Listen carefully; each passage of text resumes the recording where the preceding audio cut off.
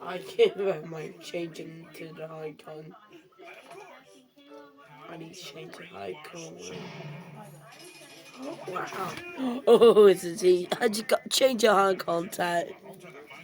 Right, let's change the icons. Change on my icon. Dad, you do need a fishing license. What's this world coming to when a simple tax-paying man like me can't even enjoy feeding himself and his family by throwing a little dynamite at I got SOYES X. I got SOYES X15 from non-time. No, last year. I was about 12 years old. You get SOYES X15. Yes, but mainly I meant you just like poke them or bring in more followers or leave a little message on their wall. Let's play a game.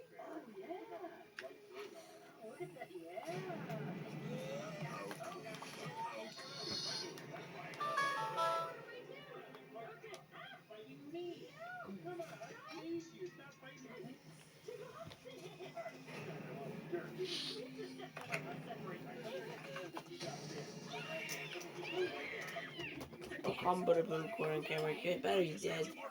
Please,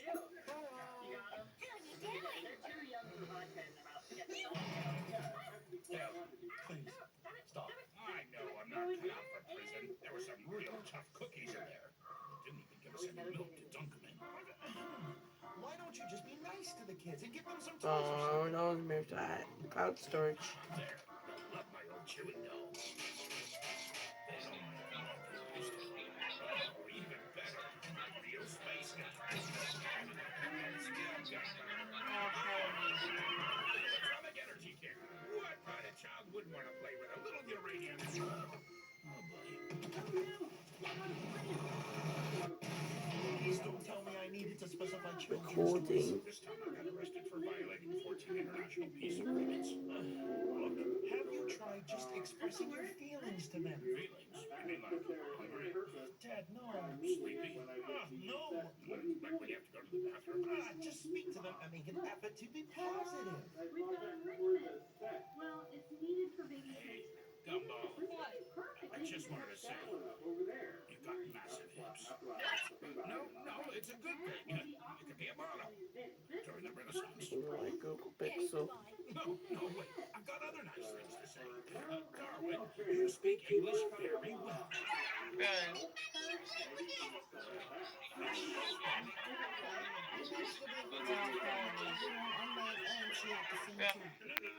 Sorry. I mean, your disability. Science is fully developed. I'll pay you. Are you serious? $5 for a get off my lawn, $10 for an insult about your appearance, and a dime for every time I slander your father. I meant, do you seriously think our friendship is for sale?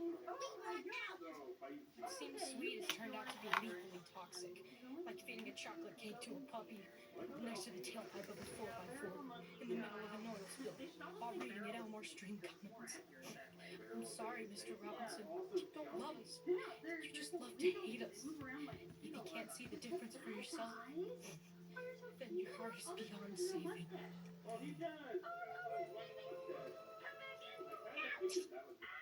Now, let go of each other. We're gonna do the cheat. Yeah, no, just over your cheeks. There you go. That's where you What?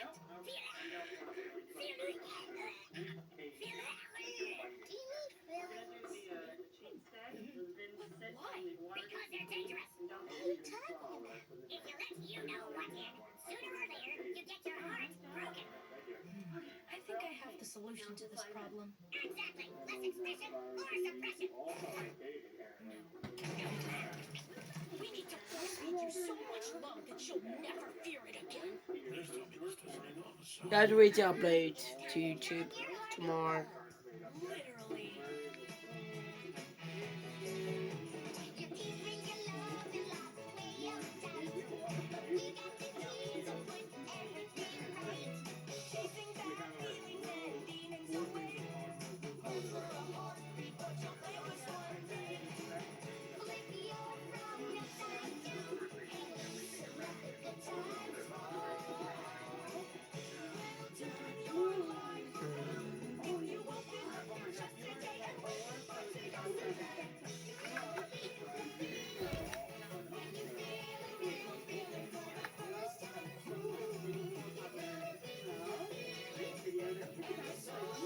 I need to find my device first.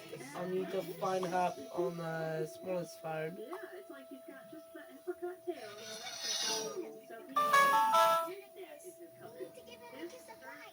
Okay, that's enough.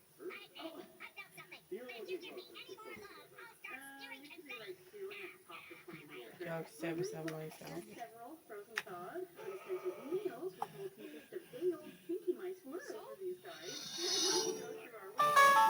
Really good. How do you Thank you feel guys about for us? watching. Thank you, Patreon backers. Thank you so much as always. And please stay tuned. Please the world of That's good enough for us, Mr. Robinson. They are very entertaining. All right, it has been a couple of months.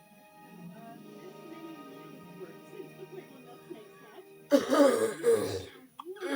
And we're down to just 3 Playboy Milk Snakes left.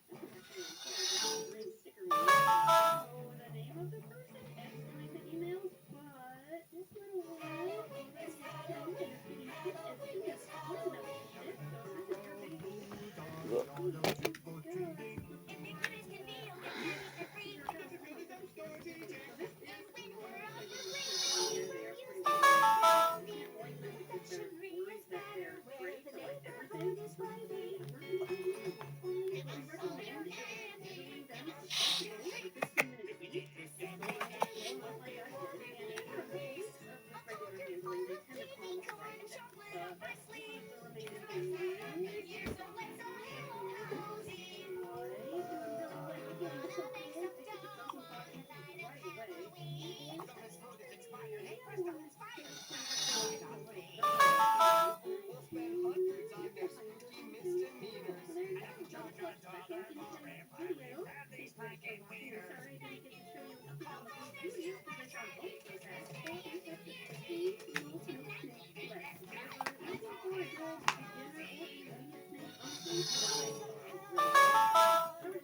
No, thank you. Starring Jack the Untitled Chapter, a 16th century play. Time to show each other how we really tried. Because my wife still might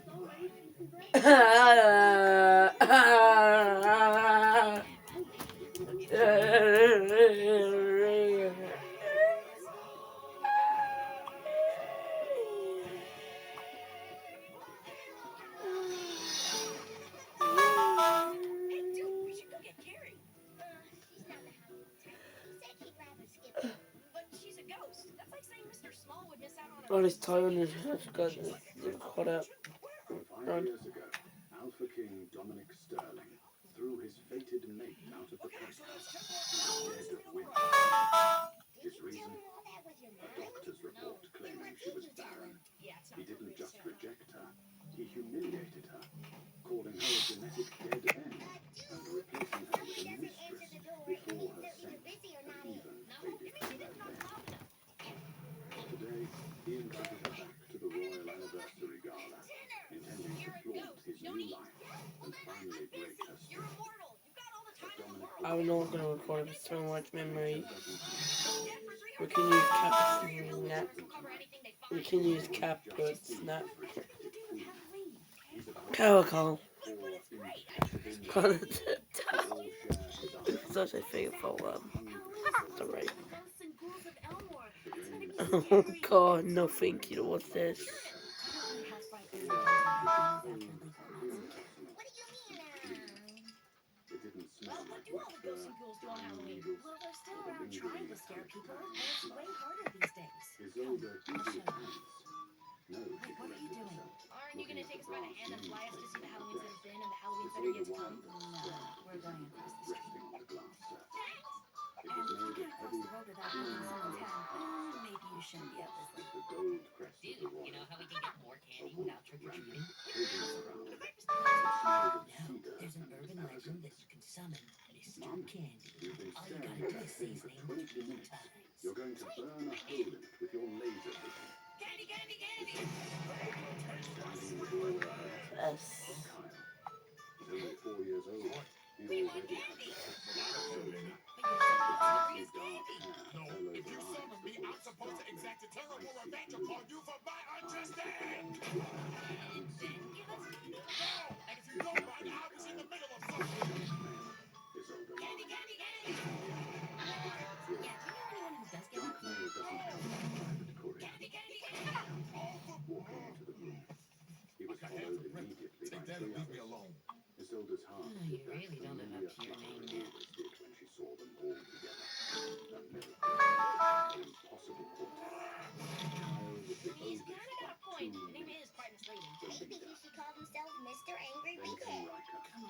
me show you a something short else. temper and a protective streak.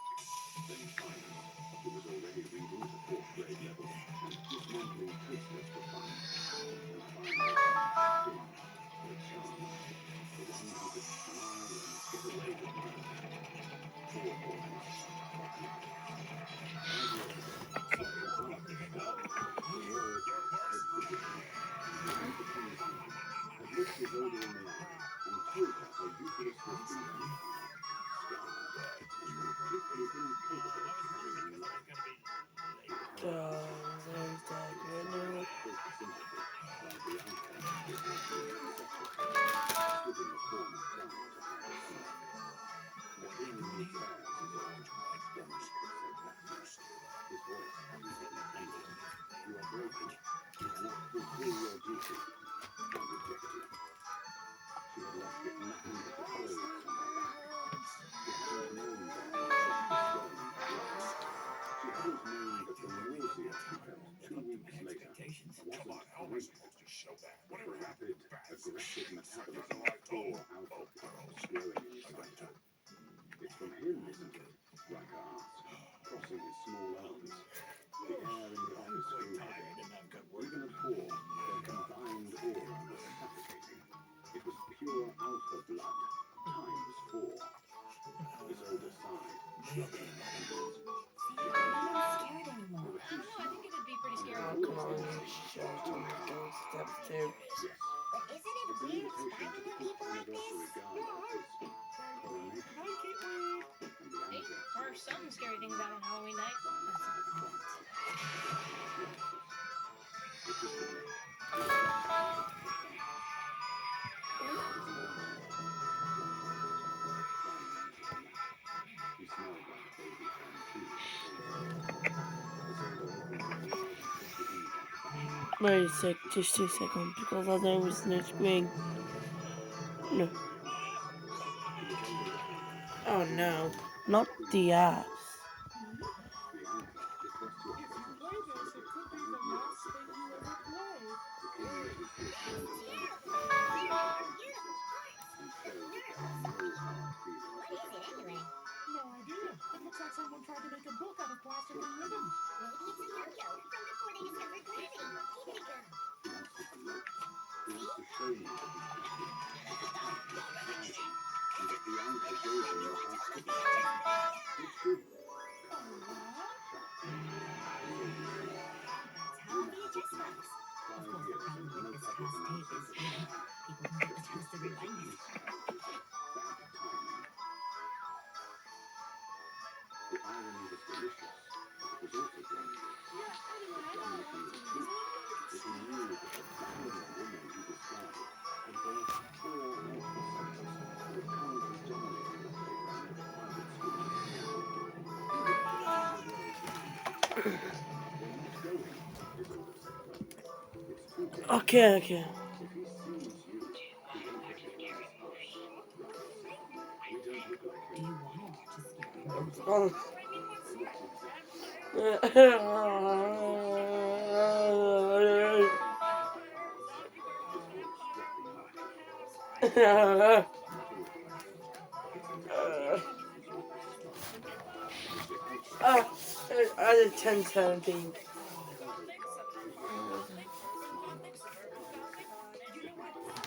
Time ping. That was always very nice. friendship. You threw us away before we were even born. You built this place. You own Silver Moon Security. The time ping. Oh. Unprotected. We don't need protection. His eyes flashing red. We want to see Time ping. we want to see the man who showed you right. The snippet. He had flipped the buttons on the notepad. Here's the invite. The dress code is royal Yeah, my blue. berry's dead. Generation. Yeah, my berry's dead. Finally initiate the merger. My berry's dead. Bianca's Also, my berry's dead. It was a business move. Isolde Sterling, sons. She hadn't just killed them. She had forced them. Oh, why we all survived him. That was my main tablet. Gave them the right to can play that.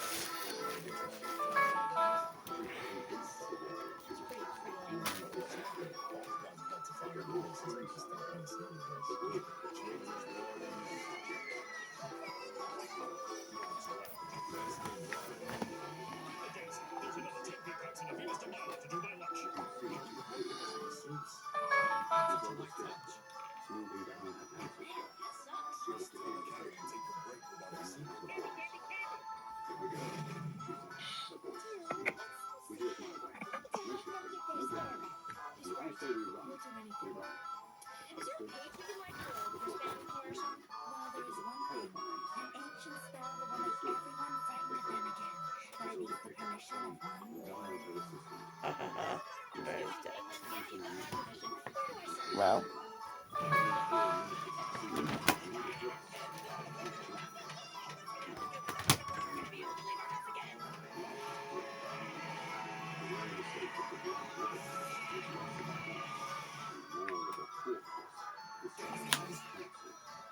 Nestled in the mountains of Colorado, it was a sprawling Gothic masterpiece of stone and glass.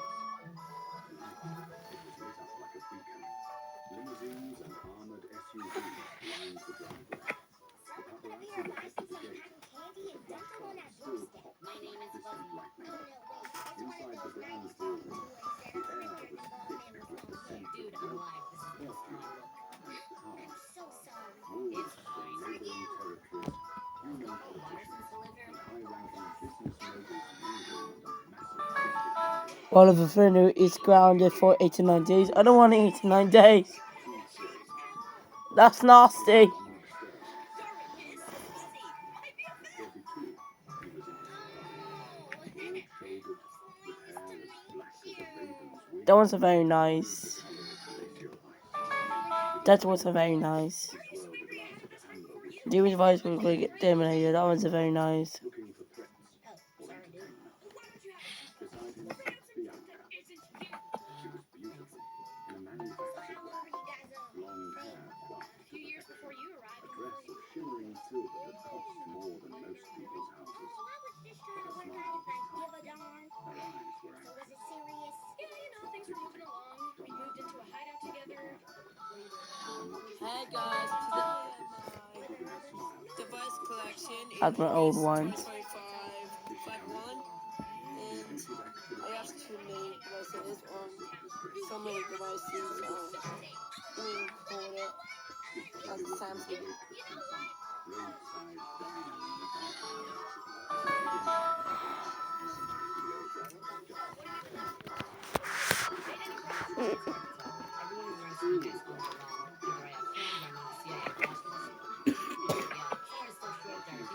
Whoa, bro, that's nice. Inspires on from school club.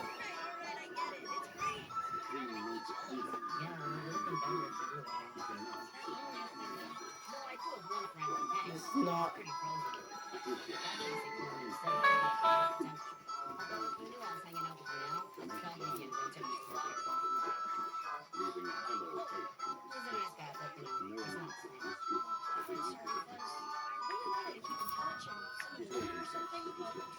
I need to go because get a grub that will get super by smiles are very nice.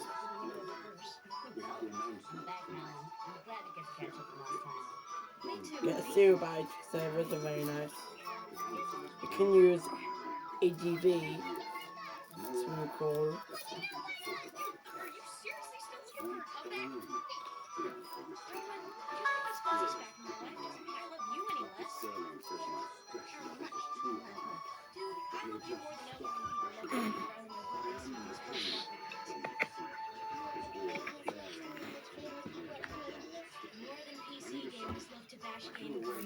What is this?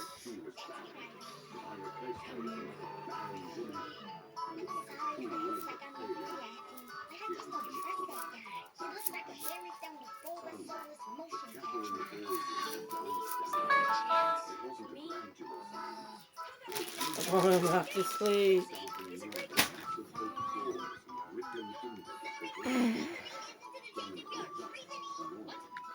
What is it now? Did the Prime Minister trip on the rug? Then he smiled.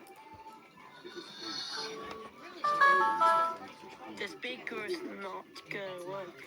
It's the remote for Mr. Dad's new massage chair.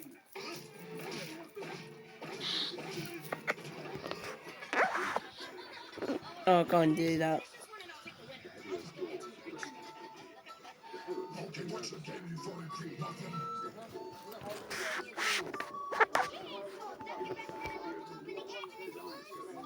I'm going back to, we can't put an iPad on my main tablet. You can use an Android. I can use Android. I can only use an Android. I can use Android. We can't put an iPad as my main tablet. I can use my Android. I can't put an iPad to my main tablet. You can use my Android. You can use my Android. That's so many USB. Oh. We're doing. I'm going to take it back there when you just told me. No.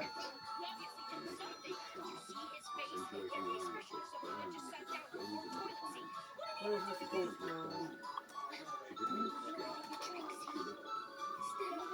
I ate that.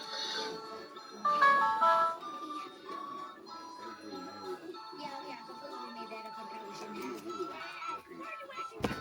I just think it's interesting that this guy's back in California. No, you don't think it's suspicious. Just say suspicious. No, I just think it's intriguing. No, you don't. You think it's sinister. Just say sinister. I'm just fascinated. You're curious. Just say curious. Wait, where are you going? To the Brody convention in Liberty Park. Where do you think I'm going? To Fuzzy's house. Have fun being more jelly than a peanut butter sandwich. Hey, Elvis, look. There we go now. Look, you can still call me if you want. No. Just open cameras. You can use open cameras.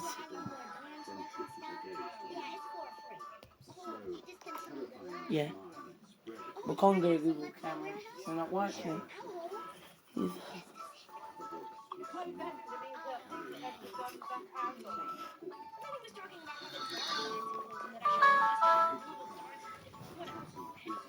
This is 28.7 gigabyte left.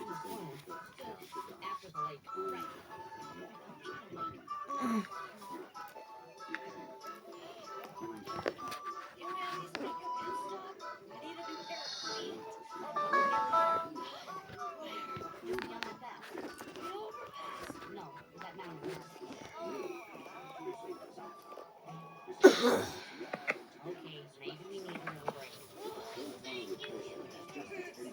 Much better. How dare you? Guards, remove this trash. Poor royal guards stepped forward proudly. So dehydrated, all my hair is coming She out. didn't agree. She just finished shaving, snapping her fingers. Boys, she said softly. Enter Harry's room.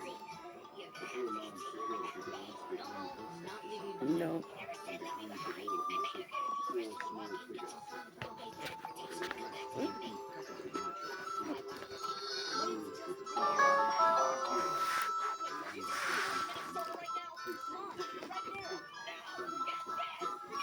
I bought one of those mystery Amazon returns boxes for £56 plus £10 postage.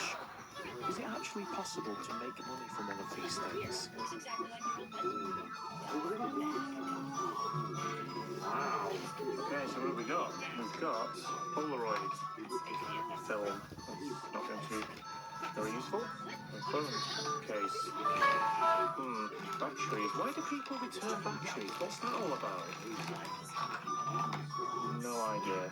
Satellite or TV cable? I don't know. I mean, I'm hoping some of these things are broken, and they're not just things that people have returned for fun. True wireless earbuds with power bank. Okay, that could be interesting. Probably won't be. A phone? Cool. Four-way distribution amplifier distributes to multiple TVs around the home. This looks interesting. It looks like a really cheap car head unit. Double USB ports, 4 of them. Okay. Some USB-C headphones. Oh, HD video capture. Again, I'm guessing that's just going to work, right? What's this? Ooh, a smartwatch with Alexa built in. Nice. I got that charger, so I don't know what I'm going to do with that. USB video camera. Okay, no, I'm not going to be able to fix that one. Ooh, Sony. That looks a lot like the JBL Flip, but it's Sony on it. Well, it doesn't come on. So that could well be faulty. Nice. Rio Link. Oh, camera. This is going to take me quite a long time, I think, to go through and test. Oops. More batteries. Look at all those batteries, man. Ridiculous. Headset stand. Yeah, I mean, that's not going to be broken, is it? It is now. Some more earbuds. PS5, PS4, Nintendo Switch. Bluetooth. Okay, could be interesting. Stereo speakers. 3.5mm jack plug. Guessing they're just going to work. HDMI. Avidgram. Don't know. Nokia. Nokia Android TV. Ooh. I've never seen one of these before. Well, let's hope that's not working. Let's look at that. So we've got more security cameras. What is this? Ink for a printer. Portable digital radio. Okay. Could also be interested in that. That's working. What's that? USB-C to HDMI. Little portable radio. More Polaroid film. Smart fast charging power strip. That's probably just going to work. TV wall bracket. Come on, guys. Another 3 TV wall brackets. Just what I always wanted. Right, well, I'll go through all of this stuff. I'll see what works, what doesn't. I'll see what might be interesting to fix. And then come back to this video. Oh, why did you go? Well, they work. Oh, I'm not gonna tell you. And that works. Should not. I need to skip this one because I've already got copyright.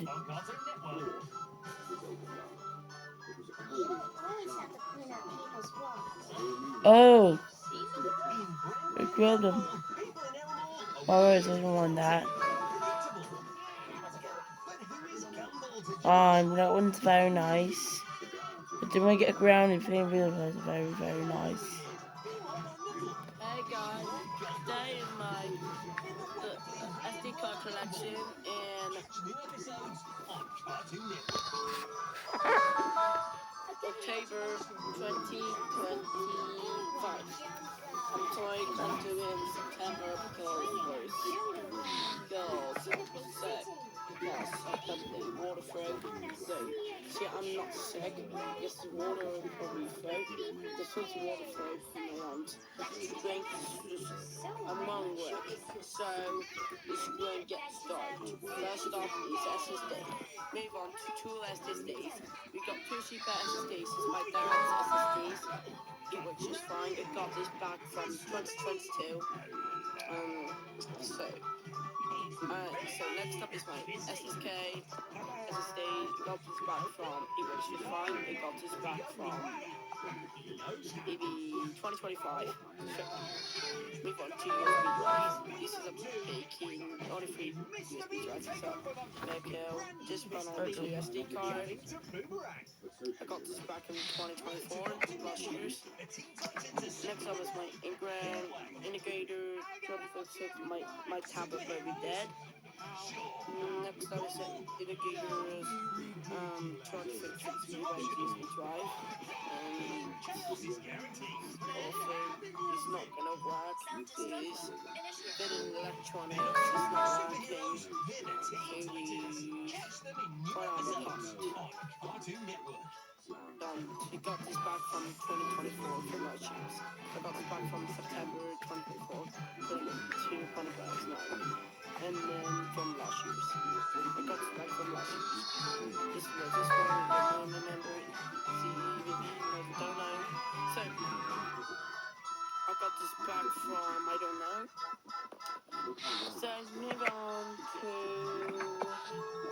the SD card on the big ones, so I'm just saying, why do people think only adapters. Oh, like just only adapters. So next up Sunday, we got put on to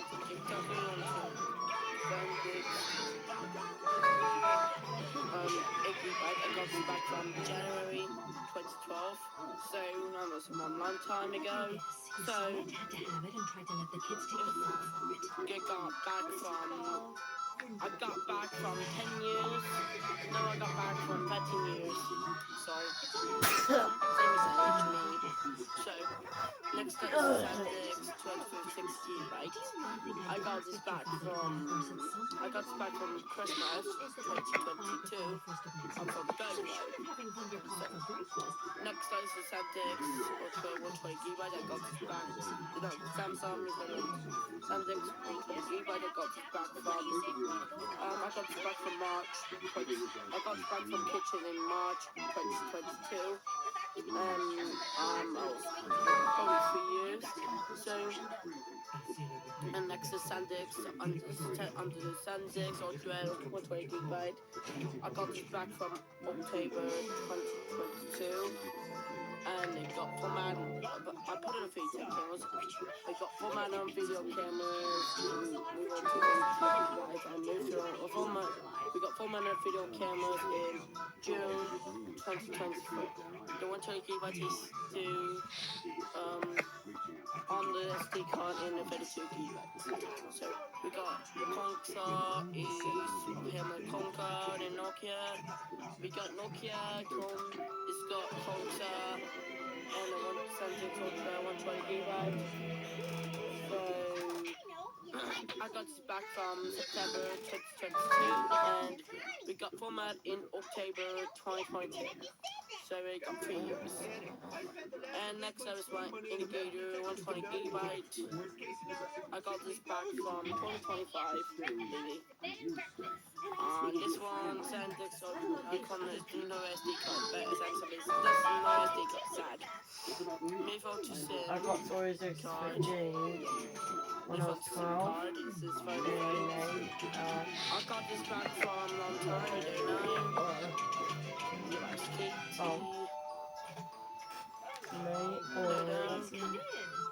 We got Hot and Chucky. No, it's in Wales. Next up is 8 gigabytes.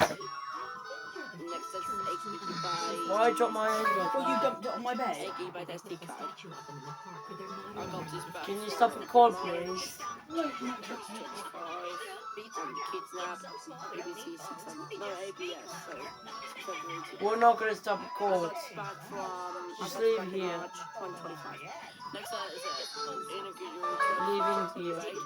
I got this back from. I'm not gonna stop recording. Just leave. I got this back from 2025. And then next up is Static Ultra. We got this back from 2016 to 2017. So just get the I'm to put on my old video. This is my first ever 16 gigabyte. My first 16 gigabytes. And 16 gigabytes is my first SD card. This was my first SD card. This is second SD card. Alright, move on. This one. Next is SanDisk 256 gigabytes and on a laptop. It works just fine. Second, what's my one? Probably on the now tablet. I put on the GoPro in February 2020. When I was about 10. It's got about 2 years. Oops, I was nearly 3. So. I'm heading to the store. Do we need anything? We need the inside of an orange, the inside of a stick of butter. This is a 4 gigabyte SD card. I got this back from. I got this back in August 2017. So. And it works just fine. And I got formatted. No, it got deleted photos and videos in January 2025.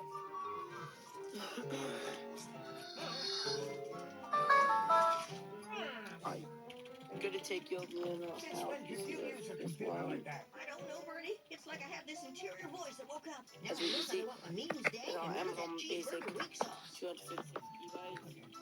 I got this back from February 2025 in my tablet. 10 hours of saxophone So, chihuahua. we just put it there. Right.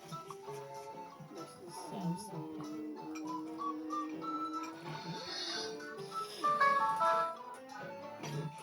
And next up is my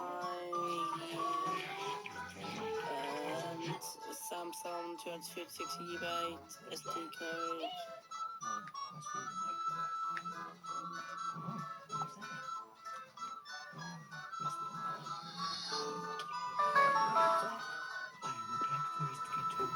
Shortbread base, multiple layers of praline and a gassy cocoa finish. I got this back from May, August. No, it doesn't. Hey, Bernie. No, we got this back from May 2020. It was about Yeah, and it looks like there are more eyes than 150 in here. well, it's about 11. That's back from 2023.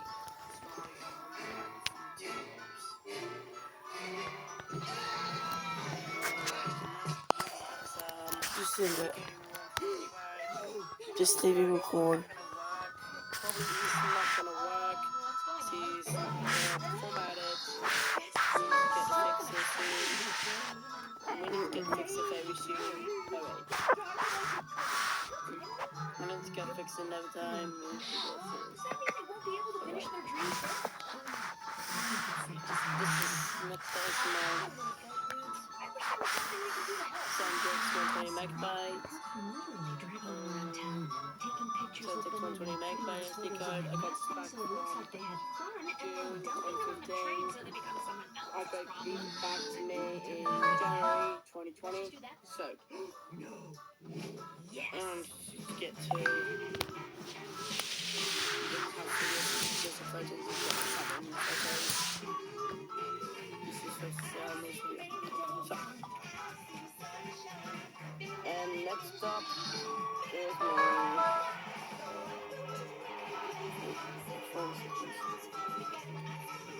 alright.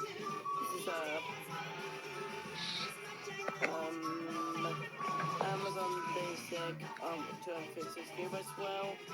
I'm just gonna put it on here. Yeah, I got this back from June 2025. No, 2024, sorry. I got this back from June 2024. So, I got it back from last year.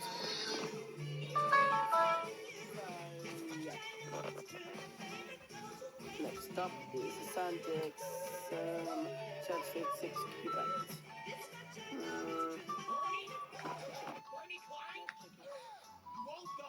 She's not last year, she was back in this year's March 2025.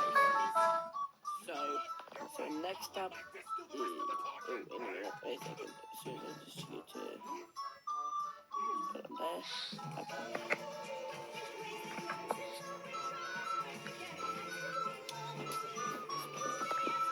I got it back in March 2025. So next up. I've never felt more alive than during our time at the Larson's house. Nasty code. That should do So it. next next up is my Amazon 256 gigabytes SD card. Let's go. So I got this back from July 2020. No, I got this back from July from last year. I got this back from last year in July 2024. I got this back from July 2024.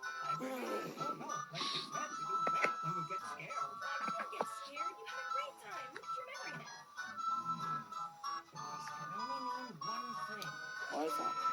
It's the most forgettable place we've ever been. Correct. It seems you forgot something too. Next up is my 32 gigabyte SD card, maybe. Don't know. There's nothing wrong with that. I think it's sweet So that got this back from. I got this back in November 2024. I got this back in December. So I got this back. I just go back. I got this back from December 2024. So. Come on, kids. One last time. There's nothing left to eat. I guess there is still one last thing. Next up is Kenton 120 gigabyte SD card.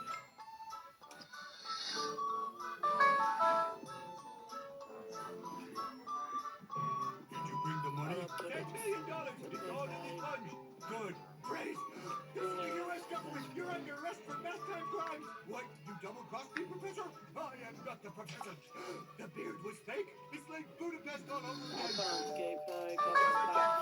Let me second.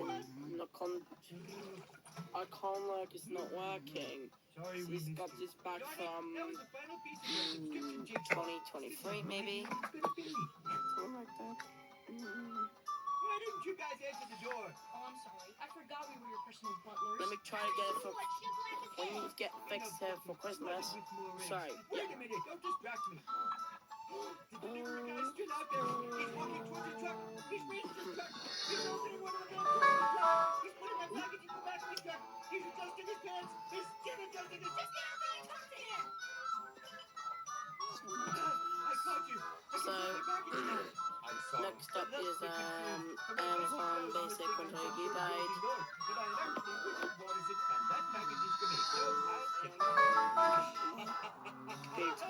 No, on my laptop, sorry. Yeah, I got this back from February last year. I got this back from last year in February. So, I got this back from last year in February. So, Give it to me. Yeah, sure. I'll just give it to you. Rules and regulations be classic. So I can have it? Do you know where to find out rules and regulations? Right here, but I'm 32 gigabyte SD card. I got this back from last year in August. Good day, sir. Got this back from holidays last year. Just why? I don't have to be delivered for free. Next up is memory card, 12 gigabytes. Or just say the delivery guy didn't come through. I like mine better, but okay. Memory SD, 12 gigabytes. I got this back from. What's it got from? February. I got this back from last year's in August, back in holidays. You know who did this, right? And through my delivery guy. phone, S9 and S9 Plus. And this one video is working here, and in 2025 video is not working. No, the photos and videos in 2025 is not working. So you have probably dropped it somehow. Alright, let's move on. And next up is my Amazon Basic, 256 gigabytes. No need to cry about it. I think he So knows this works probably fine. I'll just plug it in. Now I'm on my computer and laptop. I'll be right back in a second. I got this back from April 29, 2020. I got this back from last year in April. Yeah, I can. I'll see him in the reflection in the corner of the TV, and nothing's gonna distract me. It's Amazon Basic 120 gigabyte. Stay strong. So I got this back from last year in May. So let's just go again. Videos. So this one. I'm just seeing on the weather. We better go get him.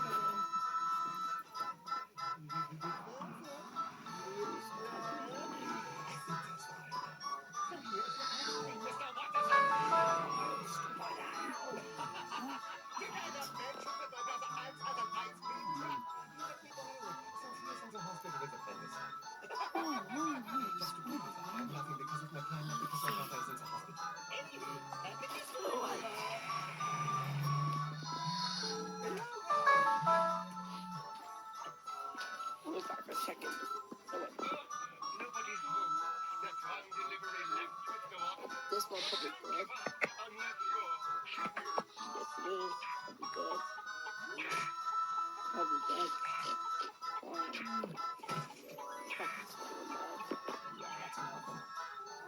Sorry, just fully my SSD on that's silly SSD.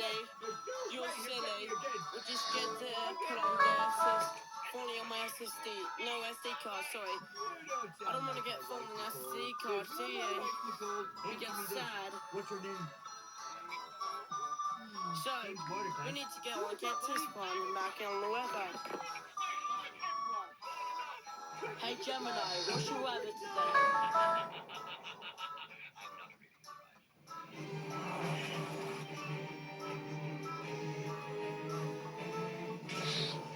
Nicole's got a disease that turns people stone into misdelivery slumps. Please, keep it down. There are other people in this war trying to pull off rules and elaborate plans as well.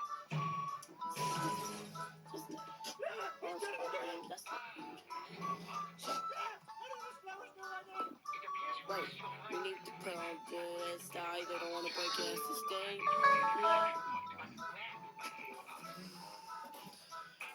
Right. Where can I go shopping in Survey? I don't get paid. So next up Well, your package will be is Santex Ultra 120 gigabyte SD card and sorry my dad's talking, so alright. Santex Ultra 120. I just thought my dad talked to me, so Santex Ultra 120 gigabyte SD card. So just get told I got this back from in April 2023 and Because honest, hard-working by the book set the alarm guys like him always April win. 2023. I'm doing this for the snobs April everywhere. 2023. The guy who orders the rock So- outside, but is then too lazy to return it. Hey, I'm not done. For the guy who buys 2 cell phones every year because he can't be bothered to cancel one of them. Look, I'm paying 3. And for the guy who can't even I got this back from April 2023. No, I got this back. So I got this back from. So I got this back from. I got this back from. No, I got this back from May 2022. We got format is due May 2022. We got format again, still format again in April 2023. And it got I'll put it onto my tablet in November 2023. What? October, November 2023. I got to say, and this, it's good. Alright, so we go into Spank. Wanted to go because Did you hear? The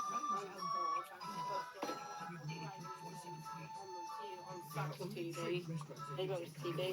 Online. But they switched to large substitute because it was cheaper. Sloppy John's, filthy burgers, they were shut down because of that whole rat burger incident. Really? That guy who makes the best sandwich, but they shut that down seemingly for no reason. Just doesn't make any sense. Wait, well, this isn't a restaurant. It's a food truck. Giant delicious burger. I'll be here to stay, but I'll never get there in time. You will, Dad. You just need to trust your inner soul. Amazon Basic 120 GB. So I got this back from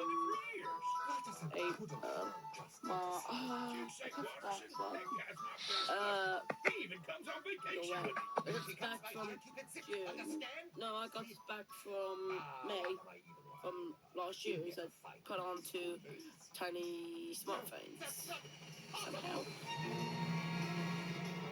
Deliver me.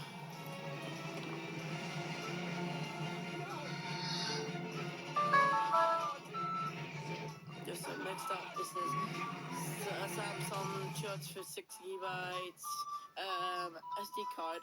I got this back from June 2025. No, that's probably back in June 2023. To erect.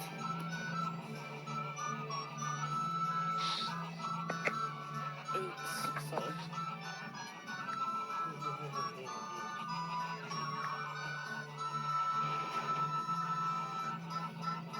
Next is this kitten. Okay, weird, it's not working. It's not probably formatted on my slime. Let me try to fix it for Christmas. So, alright, let me try to fix it for Christmas. Alright. Try to fix it for Christmas. So, let me just show you the existing code.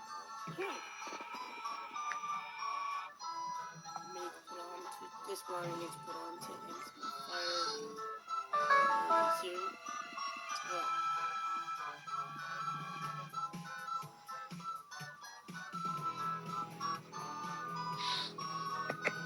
You guys back from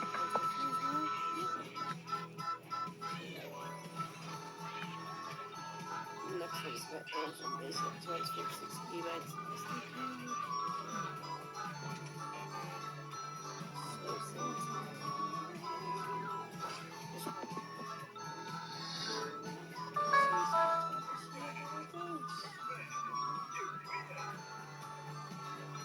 So yeah, I got this back from January 2025 on my tablet, on my main tablet. This one, on my main tablet.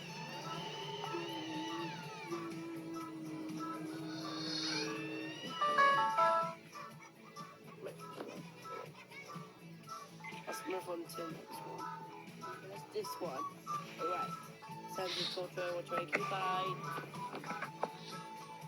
This is back from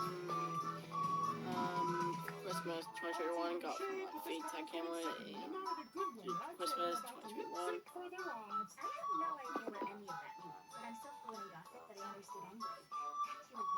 Darwin and Carrot's relationship is going so well. Something must Oh, this is the end. Dang. What? Before you ask, yes, I dipped my tail in the toilet while sitting. Yes, they had just disinfected it. And no, I don't know how long it'll be until it goes back to normal. Wow, looks like an uncooked wiener wearing a fur coat. But as enchanting as that is, it's not what we're here to talk about. What do you want then? Carrie and Darwin, come on, there's no Hold on. There is no dirt. They literally look like what you get when you search perfect couple online. Come on, they have nothing in common. Surely you have a little doubt. No. Why do you care anyway?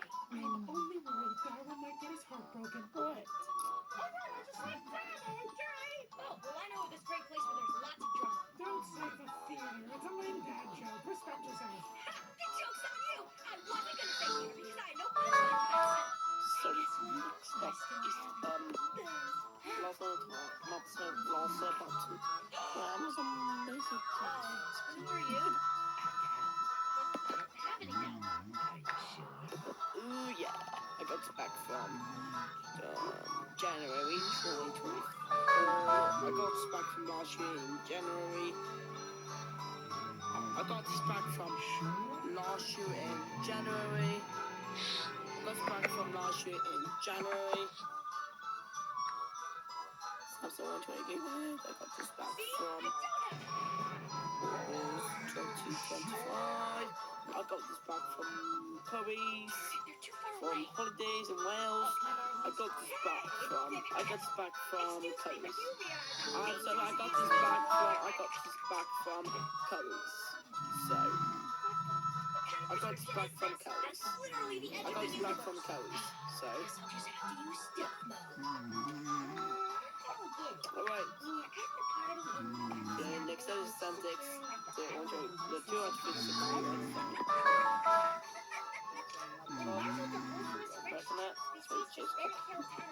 So I got this back from April 2024. No, I got this back from this year's April. I got this back in April in this year's. Remember the Treaty of Lies with promised the lands of Greensburg to the Holy Roman Empire? Well, the article did say things only 90s kids will get. I always thought the 90s were about fluffy hair people dressing like children in Sandix. Not the 60s. 256 gigabytes. Wait, old are you exactly? Turn laptop, to see it. Age difference is I gonna got tear gas them apart like a first. dysfunctional Got family. back Then from forgets in. to put their food in Ziploc bags and gets attacked by a bear. Oh, it's so sweet that you waited for me all those years So, before finding love. so I just ate the burger, sorry. Just get this back from. I got back from last year's in August. I got back on holidays. Just only videos on this. We have photos, just videos. So, next time is the concert, X 120 gigabyte. I got this back from. We were dating I got this back from April. No, I got this back from. I got this back from I was gonna say decade. 2023. I got this back from March 2023. Like a roaring sports car, and you're more So, like a shopping cart. thanks for Sure, watching. convertible Have a looks like, cool, comment, sounds cool, and subscribe. everyone wants one, Peace but out. a shopping cart is filled with all the stuff. Hello and welcome to another episode of Page 94. We're back and once again with a heavy heart we're talking about Andrew Mountbatten Windsor. Now, Private, I covered the matter very sensitively. Ian, the cover that you chose, Andrew, the Net Titans, was the Time Officer about 25 years. Now, the weird thing is, you decided this 2 or 3 days before Andrew was arrested, and the mailbag at the Eye is full of a lot of people saying, can you do us next week's lottery numbers now? So what's going on? Well, there's a lot of suggestions that I am Mystic Meg. Or the other thing they're suggesting is that I was given a tip-off. Yes, you know, my arrangements with the police are fairly complex and fairly deep, and I do request before they actually arrest people, they tell me. But I'm afraid that wasn't the case. No, it's quite simple. I thought, on Monday morning, I thought, it'd be really funny if there was a picture of Andrew with a policeman. So we went through all the stocked library files, and as chance would have it, there's a picture of Andrew looking at his watch next to a policeman, and there isn't a comic writer on earth who wouldn't then do the time joke. And so we did. 3 days later, he was arrested. I have to say, my intuition was, because in the same issue, there's a fake account of the police going to see His Majesty the King to tell him that things are getting very serious with his brother. And Charles's actual real statement that the law must take its course struck me as pretty clear, being thrown under the royal bus, that he'd had enough of his brother, he'd had enough of this, and Thames Valley turned up, and he said, absolutely, the law must take its course. I thought it would. I didn't know it would be 2 days or 3 days, but I had a feeling at some point protection had been removed, as they say in royal circles. What I do think is interesting is that I think both Charles and his mother were doing their best to protect the institution and the family in whatever way they could. Now, back in, until she died, the Queen's instinct was, well, let's protect the family by giving Andrew absolute immunity, brushing everything under the carpet, not acknowledge anything, provide, we don't know where the money came to pay off. I don't think that's been yet made clear. And then Charles, that's another thing that Charles has washed his hands of. He said it wasn't from him. Ah, there we go. Okay. One name off the list. But he was quite keen to say that quite quickly. But Charles's instinct is to do exactly the reverse, but in both cases the impulse is the same, which is protecting the institution. Yes, I mean, in our fake account of this, Charles said that the real culprit for this hadn't yet been found, and it was in fact his mother, which is an exaggeration. But there's no doubt that they feel her approach, which you mentioned, was wrong, and in the end led to nothing. Well, Flunky revealed a couple of issues ago, and then I saw it was revealed again exclusively on the front page of the Daily Telegraph a couple of days ago. Good. The King, the Prince of Wales, as he then was, actually strongly opposed his brother's appointment as trade envoy back in 2001. He said specifically at the time, because he said all he's going to do is go after women and play golf all the time. It's exactly what happened. Tony Blair knows better, didn't he? Tony Blair with his unerring judgment, pushing it through, not just Tony Blair, but of course Peter Mandelson as well, who, Hi, everybody. Little production note from Andy here. We recorded this episode, I'd say about 2 hours before the news broke that Mr. Mapleson had been arrested. So yet again, it's a strike for the Eye's Clairvoyance Task Force. we are going to be setting up a hotline that you can ring to get your fortune told. Back to the show. We should say exactly why Andrew's been arrested. So the offence of which he's suspected misconduct in public office is quite an odd one, and I know that Adam, you've got a lot more experience of it, covering it than most. Thank you. Let's be specific about this. Because of your work on Leveson and all the News of the World journalists and their sources, for example, police officers who will pay for stories. But it is quite a weird offence. I mean, it's very It's a odd. difficult offence to prosecute, yeah. It's been around for a long time. You have to prove a certain number of things. Interestingly, it's got to count as an abuse of the public's trust. And interestingly, it can just be willfully neglecting to perform your duty as well as doing anything kind of corrupt. So, just trying to think of an example of what this would be. The mayor in Jaws, when he refuses to close the beaches, I reckon we could have had him now, probably.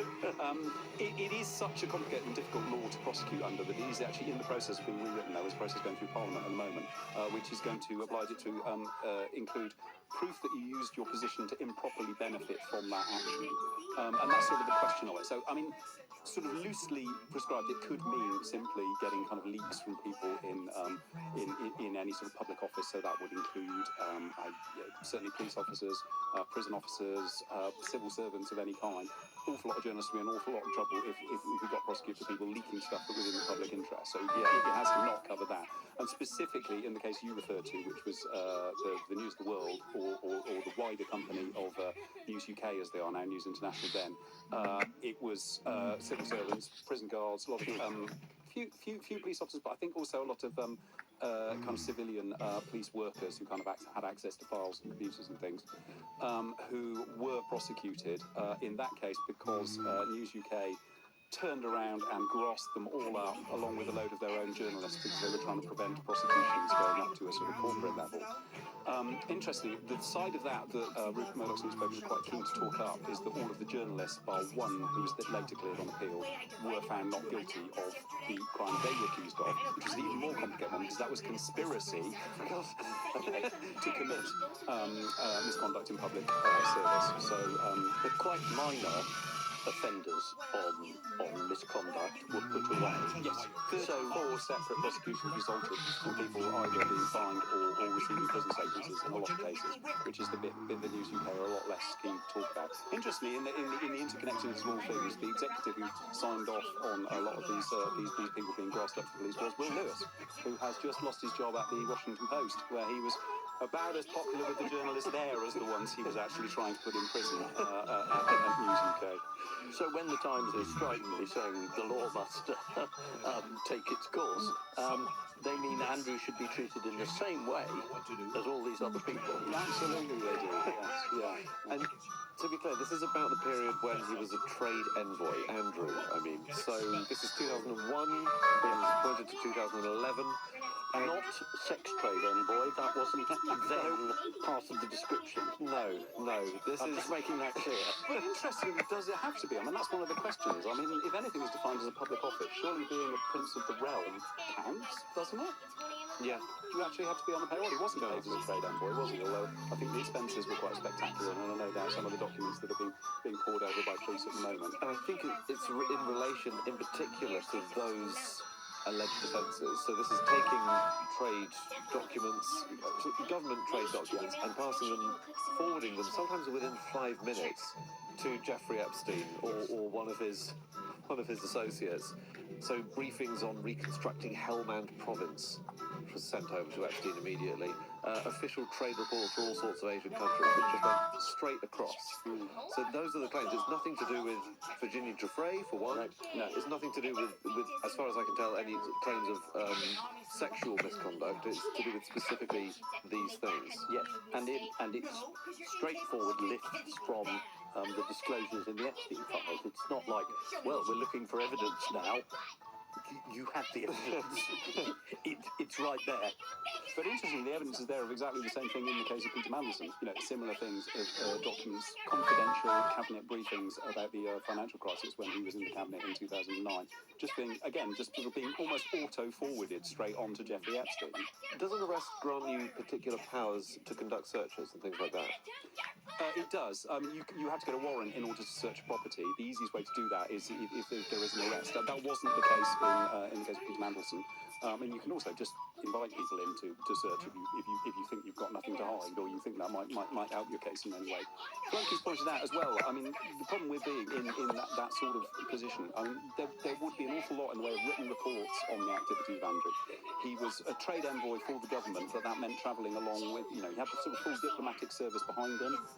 They would be sending ambassadors and people whose countries he'd been visiting would have been sending back an awful lot of paperwork about that. They'd have been obliged to anything that they thought was suspicious or dodgy going on, they'd have been obliged to report that back up the tree to the Prime Minister, who then presumably would have passed it on to the Queen's private secretary. Flunky also pointed out Andrew had his own private secretaries, several of them. Amanda First, most famously, was the one who lost her job after advising him it would be a good idea to do that Newsnight interview. But there's an awful lot of people out there who will have not only things to say, but will have kept records. And that's another case where the King has kind of chucked his brother under the bus. He said full access to whatever royal records they need in order to conduct this investigation, which for journalists and researchers, and I think of Andrew Loney, who kicked off a lot of this with his book about Andrew and Sarah Ferguson, Entitled. That's a brilliant book, but fought massive kind of freedom of information campaigns and desperately trying to get any of this stuff out of the Royal Archives, and there's absolutely no, they remain entitled to those forever. So this is an incredible opportunity that the police are being given for access to that kind of material. And there is always a turning point. So Flunky again said, you know, the special protection units and all these people, they must, you know things, but they're incredibly discreet. Well, they're incredibly discreet until the searchlight turns on them and everyone says, why didn't you do anything? Why didn't you know? A number of them are going to say, because we weren't allowed to. I mean, and I guess that will come out. Do people sign, I presume people sign non-disclosure agreements when they step down from a position of this sensitivity? I might be wrong, but they probably do. But I mean, what we've established in the cases of Philip Green at the HS and Harvey Weinstein is, you know, those can be overridden in cases of public interest or criminal activity. I mean, a police investigation, I would think, overrides an NDA in most cases. Yes, and I do think if you say, I did murder this person, but I don't want to talk about it, and you sign, I don't think that is legal. That's good to know. He hasn't been accused of murder yet, I don't think. No, it's a theoretical Although they are case. trying to take him out of the line of succession, so it does suggest he's eighth in the line of succession. It does suggest they're kind of thinking of a Con Hearts and Coronet-style massacre at some point. Well, we're all going to go up one. I'm really excited. Hey, that little bit closer. What number are you now? I don't want to, it's seven figures, but, you know. There is actually precedent, of course, for former Dukes of York for murdering small nephews, isn't there? So, I mean, maybe they should look at it. I always thought the line of succession was a biological line, not something that could be determined. I didn't realise you could be removed from it. Where's the precedent there? Is that from the abdication? Is that... I mean, he didn't have any successors. He was, well, and then it went to his brother, didn't it, of course? Yeah. His younger brother, presumably. I mean, as soon as you start to picket it, it's sort of like everything with the monarchy, any possible justification for it does kind of follow. I mean, either they've got this sort of magical blood that makes them better than all of us and suitable for certain things, or they don't. If you can start chopping and changing and removing... Chopping, unfortunately. Well, actually, the Sun said last week, this is his first high-profile royal to be arrested since Charles I, who's had his head chopped off 2 years later. I thought, are we booking that in for 2028? I think one interesting element is that after Andrew was trade envoy, that ended. And by the way, the reports on that from the time say, oh, you know, Andrew has stepped down, he's been associated with a convicted US billionaire sex offender, jet-setting around the world. This was 15 years ago. Yeah, it was the slowest burning scandal. It was known. Yeah. It was absolutely known. After that happened, he set up this thing, Pitch at Palace, right, which was a kind of, basically an aristocratic dragon's den, effectively. And instead of the taxpayer funding the very lavish trips and everything, it was business leaders who were, you know, paying for all of this stuff, all the travel, all the jollies all around the world. And Pitch at Palace kind of was, you know, making investments and things and facilitating them. And it was perceived by the Duke as a source of income. And this is something else that was written about quite a lot. Him using information gained as a royal, because it was Pitch at Palace, literally, to his financial advantage. And it became, there's no clearer massive national security risk than having this big kind of cash point entry to Buckingham Palace, basically. It's that, you know. We know that he was being actively targeted by Chinese spies. Exactly, the Chinese spies. Yang Tenbo last year was, revealed to have been trying to get in with Andrew on behalf of the Chinese Secret Service. Exactly. Like it's just constant. It's very weird reading back over the stories and thinking this has happened again and again and again and again and again. Yes, and usually with a crisis of this sort, it's either sex, money, or foreign influence. And with Andrew, it's bingo. It's all of them. It does slightly mess with my sort of assumption that the powers that be are all, keeping a tight hold on things. Instead, they've got this sort of, liability prince who's been sort of given a free pass to create security issues, money issues, all sorts of problems. Who did look at Prince Andrew and go, brilliant, like, he's the man we need to represent Britain? His mum. I'm afraid it was his mum. In terms of King Charles throwing his brother under the bus, I was looking into it. It was something that intrigued me because I'm very boring on media law and that sort of thing, is why Andrew was named when immediately that he was arrested. The first people to do it, interestingly, were the BBC. And of course, famously, the reason why there's been so much trouble over that was because of Cliff Richard, when he had his home searched in a police investigation that went nowhere, hadn't been arrested, got an enormous payout both from the BBC and South Yorkshire Police. And ever since then, people have fretted over the right to privacy of people who are being investigated, on whether or not they should be named, what points from College of Policing official advice is still that you don't even name people when they've been arrested, you just do it when they've been charged. But we were straight in there at 8 o'clock in the morning on Prince Andrew with the BBC and various other media sources then saying he had been arrested. Effectively, it was because a confirmation came through. And do you know who that was from? Oh, King Charles, who put out a statement at midday, essentially saying, yeah, it was him, and the law must now take its course. So you don't really get a much higher authority in the land in terms of naming of suspects than the king, do you? So all that middle-aged man who lives in, well, he lives in, well... I mean, it was a bit of a few houses. They said a man in his 60s, and we're searching properties in palaces in Windsor and in Berkshire and in Norfolk. So yeah, That's brilliant. It wasn't that difficult to put the jigsaw together. But Charles made absolutely sure. Yeah, absolutely there. With credit should also go actually to the photographer, freelance photographer Terry Harris, who'd been camping out outside Sandringham just to see if anything happened and spotted the unmarked police cars going in. Separate to the other brilliant photographer who took what will now, along with that photo of Virginia Giuffre upstairs at Ghislaine Maxwell's house with Andrew, become the iconic, absolutely extraordinary photo. His name was Phil Noble. Do you want to interesting facts about Phil Noble? Yeah. He was one of the Liverpool gang on children's show Why Don't You? Do you remember Why Don't You? Just switch off the television set and go and do something that's boring instead? And he did. He absolutely has. The day that Andrew was arrested has been well reported, his 66th birthday. And it's also the day, of course, that he became eligible for his state pension. Until now, we know he's been surviving just on his Navy pension. It's about £20,000 a year, so there'll be an extra 230 quid a week coming in.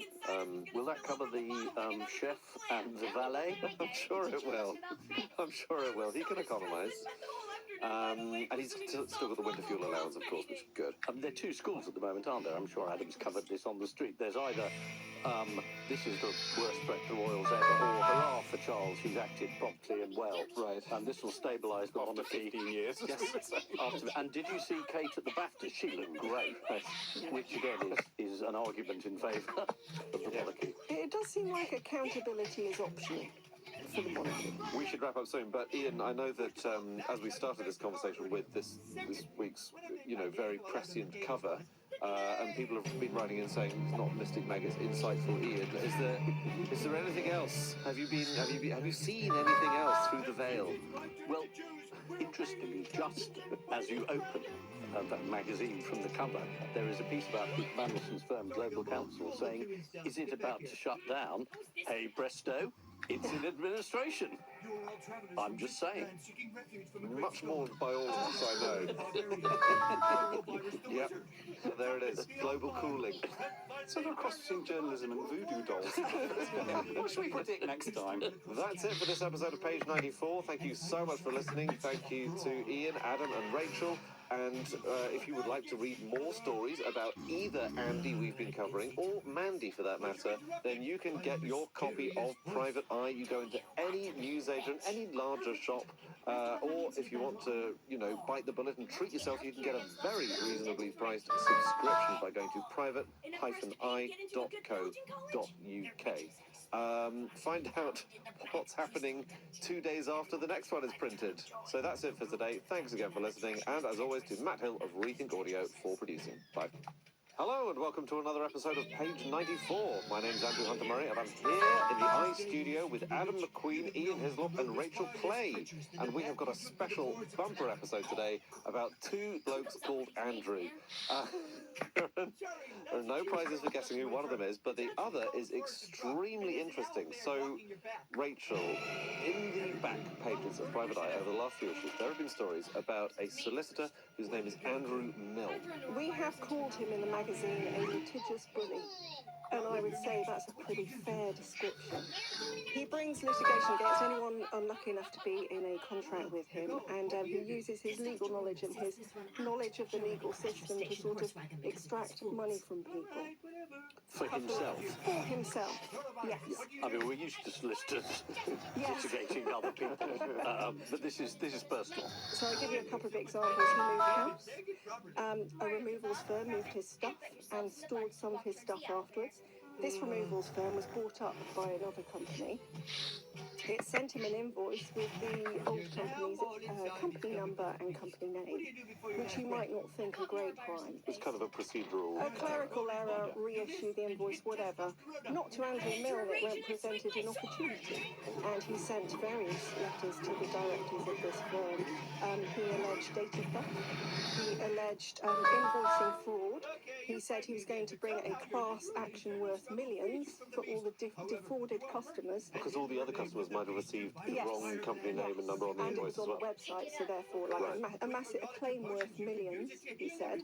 So he finds these technical errors, essentially, and then he masses up the costs of fighting it and says, do you know what, I'll settle. The settlement he offered in this case was a public apology, I don't know who to, £130,000 and free storage until 2030.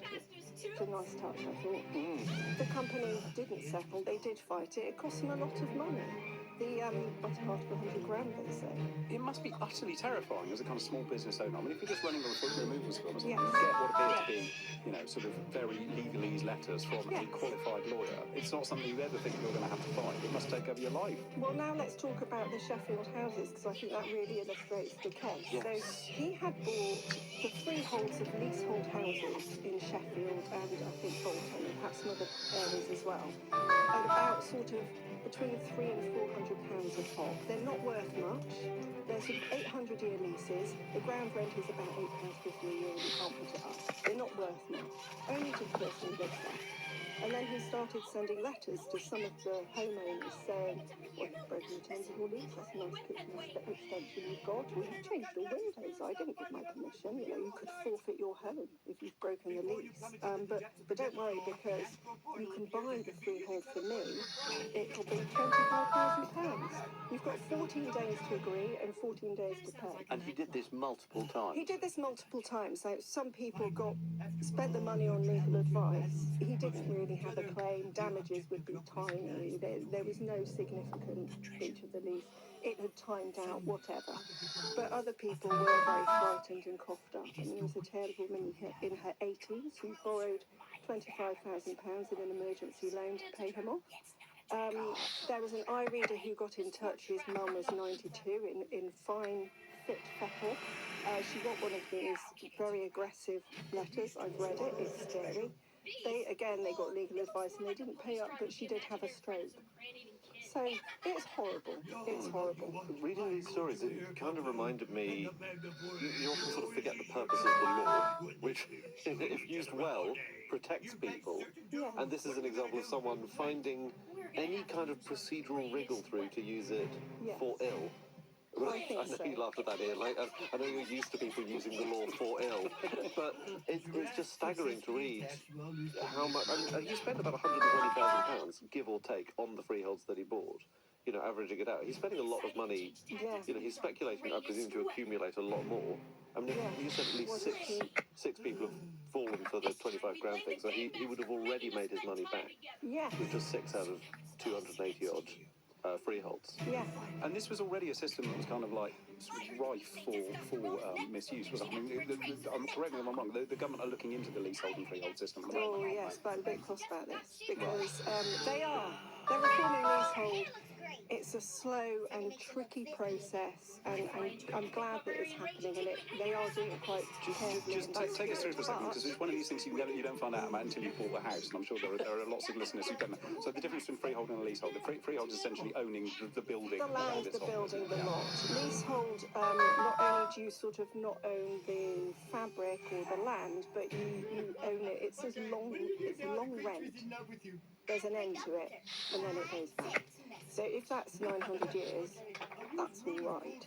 If that's 90 years, that's sort of not all right, because the value of the property starts to fall because And then you have to renegotiate with the freeholder to say, can I extend it? Yes, and you pay more. It's called marriage value, and that is part of what's getting abolished, which is a good thing. But there is a little sort of subsector of this leasehold reform. So if you live in a leasehold flat and somebody wants to sell the freehold, they have to offer it to you first. So the right of first refusal, you get told it's for sale and you can buy it. If you live in a leasehold house, you don't have that right, for no reason that I can understand. So there are websites where you might have a nice photo of your house, and the freehold of this house is for sale. You don't know it's for sale. The first you know is when some unscrupulous person like Andrew Milne puts a letter through your door saying, I am now your freeholder.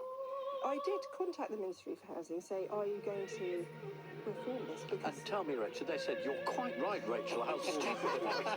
I think we must immediately change this. I think you may be able to tell the answer to that. They sent back a very nice reply that they're reforming leaseholding. It's all going to be much better. But no, they are not reforming that. It just leaves open the door to exploitative and unscrupulous folk. Not everyone's going to act like an Andrew Milne, but what's stopping them, I suppose. By the way, what is stopping them? Well, regulation. One of the things that ought to be stopping them would be the regulator. So that's the Solicitors Regulation Authority. The local MP up in Sheffield Hallam, Olivia Blake, she's reported Milne to the police, to South Yorkshire Police, over these aggressive letters. Others have been trying to sort of get the SRA, the Solicitors Regulation Authority, to clip the wings of Andrew Milne for a very long time. So there was a judge 2 years ago who did a judgment on a case that he was involved in, the Crown House litigation. He said his behaviour had been disgraceful and inexcusable, I think. Yes. I mean, that's quite... you've been at the end of some harsh judgments in your time, haven't you? And that's quite full on. Another report in the Eye said they've been investigating him since 2018. By 2021, Andrew Milne had submitted 184 complaints against the regulator to it, and 184, and applied for 2 injunctions insisting that it investigate his complaints before it investigate and regulate him. The SRA claims it is urgently considering restricting his practising licence. What are they waiting for? I think you misunderstand the term urgent. Such a naive... Well, I do have news. Oh, okay. Because last Wednesday, in fact, they finally got around to putting some interim restrictions on his practising licence. Essentially, the SRA is waiting until he's just been found guilty of stalking. It's waiting for this.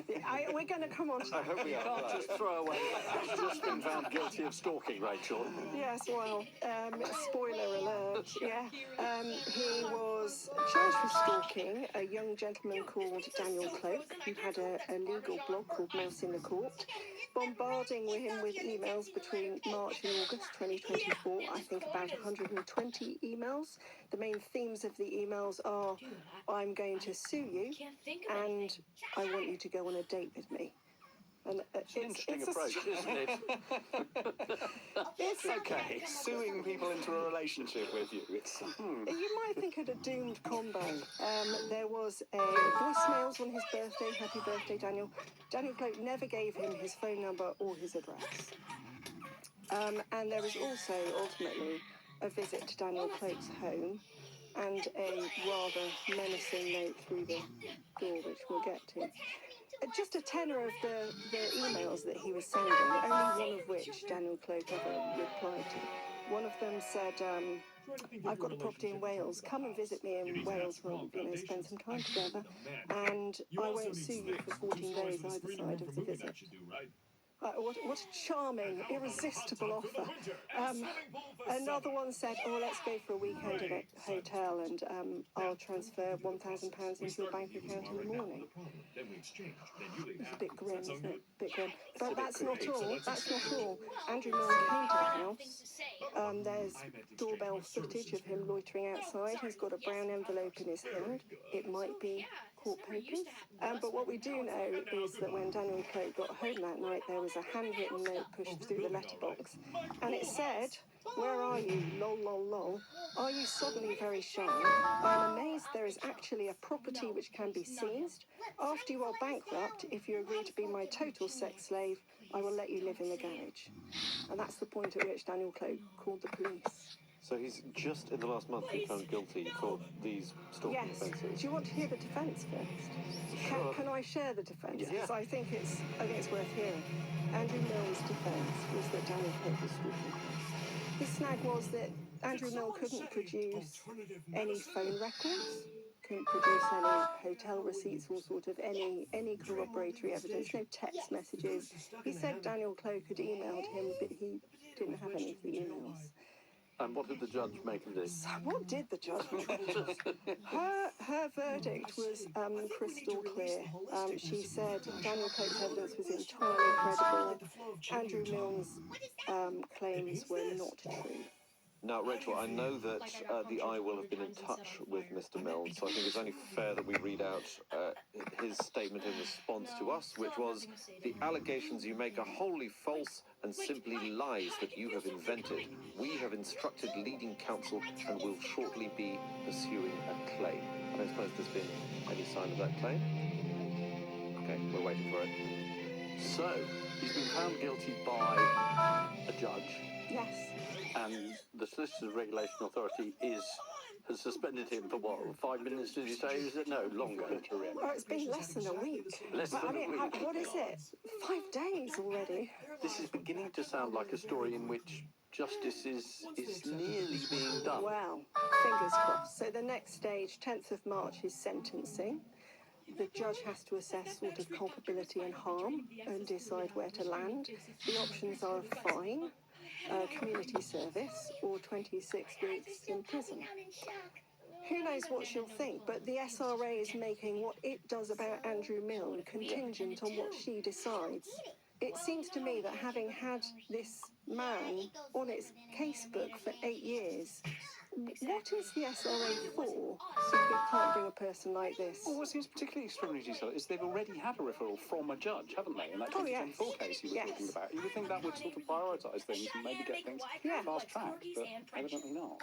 So it could be that he's put in jail and continues to act as a solicitor during his time there. Well, that would be amusing at least. You wouldn't, on the SRA's part, you wouldn't want to, jump the gun. Oh, no. He's bypassing, isn't it? You've been years. investigating for that long to suddenly react to a 8 totally years separate criminal of case. we don't know what's happened in the background. Evidently, they've tried to investigate him. He's pushed back very hard. We don't know what the story is, but we do know there was no outcome and the public was not protected because we've got these stories. Now it's waiting for the judge to kind of enable the next phase. What was it doing for the 8 years? Why have people not been protected in that time? I know I don't know the answer. Well, when you say he's pushed back very hard, I mean, he's obviously attempted to terrify them by taking out injunctions and insisting. But they are a regulatory body. They can't expect everyone just to roll over and say, I'm very sorry. I mean, the people involved who've been up to no good may not admit it immediately. Also, there's one of him, and there's around 800 of them. 800? Right. So it feels like an untold story, and at the moment it just looks very feeble. There was an MP stood up, Phil Brickell, in January in Parliament and called for a debate into why the SRA specifically has done such a bad job of regulating Andrew Mill. The government said they wouldn't have a debate, but they said they would write to the SRA and ask them, and I felt like saying, I've tried that. This whole story seems to indicate lots of ways in which law does not work for people who are on the receiving end of it. I mean, all these vexatious claims for 25 grand, or I'm going to sue you, you know, or you're going to lose your house. It hasn't delivered for people. No, it hasn't delivered for people, and the SRA is sort of there to make sure that solicitors don't abuse I suppose, the privileges they have as legal practitioners with their knowledge of the law, and it's not doing that. It's supposed to protect the public, and it hasn't. I mean, I've spoken to people who've lodged complaints with the SRA. Some have had witness statements taken, some haven't. Quite a lot haven't. Why is it unable to act? It seems like we're 4 people. I think if it were left to us, we'd know what to do. We'd find a way. There's got to be an argument for the entire justice system just being handed over to private eye. Just sort it all out. We could rattle through it all, I think. I'm afraid the fact that he is a solicitor that's enough evidence. A proven lawyer. All right, let's now change horses as we come to Andrew Mountbatten Windsor, formerly Prince Andrew, informally an awful lot of terrible things, but currently a recent arrestee on suspicion of misconduct in public office. Now, Private Eye covered the matter very sensitively. Ian, the cover that you chose, Andrew, the Net Titans, what's the time officer, about 25 years. Now, the weird thing is, you decided this 2 or 3 days before Andrew was arrested, and the mailbag at the Eye is full of a lot of people saying, can you do us next week's lottery numbers now? So what's going on? Well, there's a lot of suggestions that I am Mystic Meg. Yeah. Or the other thing they're suggesting is that I was given the tip-off. Yes. You know, my arrangements with the police are fairly complex and fairly deep, and I do request before they actually arrest people, they tell me. Yeah. But I'm afraid that wasn't the case. No, it's quite simple. I thought, on Monday morning, it'd be really funny if there was a picture of Andrew with a policeman. So we went through all the stock library files, and as chance would have it, there's a picture of Andrew looking at his watch next to a policeman, and there isn't a comic writer on earth who wouldn't then do the time joke. Yeah. And so we did. Yeah. 3 days later, he was arrested. Yeah. I have to say, my intuition was, because in the same issue, there's a fake account of the police going to see His Majesty the King to tell him that things are getting very serious with his brother. And Charles's actual real statement that the law must take its course struck me as pretty clear, being thrown under the royal bus. That he'd had enough of his brother, he'd had enough of this, and Thames Valley turned up, and he said, absolutely, the law must take its course. I thought it would. I didn't know it would be 2 days or 3 days, but I had a feeling at some point protection had been removed, as they say in royal circles. What I do think is interesting is that I think both Charles and his mother were doing their best to protect the institution and the family in whatever way they could. Now, back in, until she died, the Queen's instinct was, well, let's protect the family by giving Andrew absolute immunity, brushing everything under the carpet, not acknowledge anything, provide. We don't know where the money came to pay off Virginia Giuffre. I don't think that's been yet made clear. And then Although Charles. that's another thing that Charles has washed his hands off. He said it wasn't from him. Ah, there we go. Okay, Yeah. one name off the list. But he was quite keen to say that quite quickly. Yeah, but Charles's instinct is to do exactly the reverse. But in both cases, the impulse is the same, which is protecting the institution. Yes, I mean, in our fake account of this, Charles said that the real culprit for this hadn't yet been found, and it was in fact his mother, which is an exaggeration. But there's no doubt that they feel her approach, which you mentioned, was wrong, and in the end led to nothing. Well, Flunky revealed a couple of issues ago, and then I saw was revealed again exclusively on the front page of the Daily Telegraph a couple of days ago.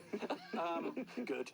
The King, the Prince of Wales, as he then was, actually strongly opposed his brother's appointment as trade envoy back in 2001. He said specifically at the time, because he said all he's going to do is go after women and play golf all the time, which is exactly what happened. Tony Blair knew better, didn't he? Tony Blair with his figure in government unerring who was pushing it through, not just Tony Blair, but of course Peter Mandelson as well, who, Hi, everybody. Little production note from Andy here. We recorded this episode, I'd say about 2 hours before the news broke that Mr. Mandelson had been arrested. So yet again, it's a strike for the Eyes Clairvoyance Task Force. We are going to be setting up a hotline that you can ring to get your fortune told. Back to the show.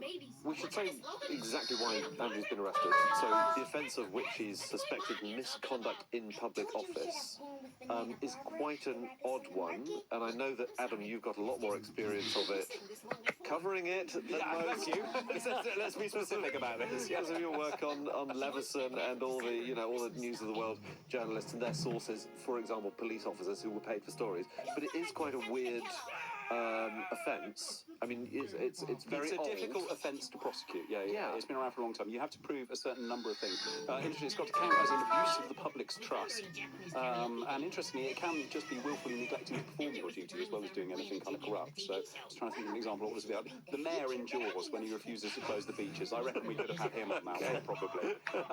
It is such a complicated and difficult law to prosecute under that it is actually in the process of being rewritten. There is a process going through Parliament at the moment, which is going to oblige it to include proof that you used your position to improperly benefit from that action. And that's sort of the question of it. So, I mean, sort of loosely prescribed, it could mean simply getting kind of leaks from people in any sort of public office. So that would include certainly police officers, prison officers, civil servants of any kind. An awful lot of journalists would be in an awful lot of trouble if we got prosecuted for people leaking stuff that was in the public interest. So it has to not cover that. And specifically in the case you referred to, which was the News of the World, or the wider company of News UK, as they are now, News International then, it was civil servants, prison guards, a lot of few police officers, but I think also a lot of kind of civilian police workers who kind of had access to files and computers and things, who were prosecuted in that case because News UK turned around and grassed them all up along with a load of their own journalists because they were trying to prevent prosecutions going up to a sort of corporate level.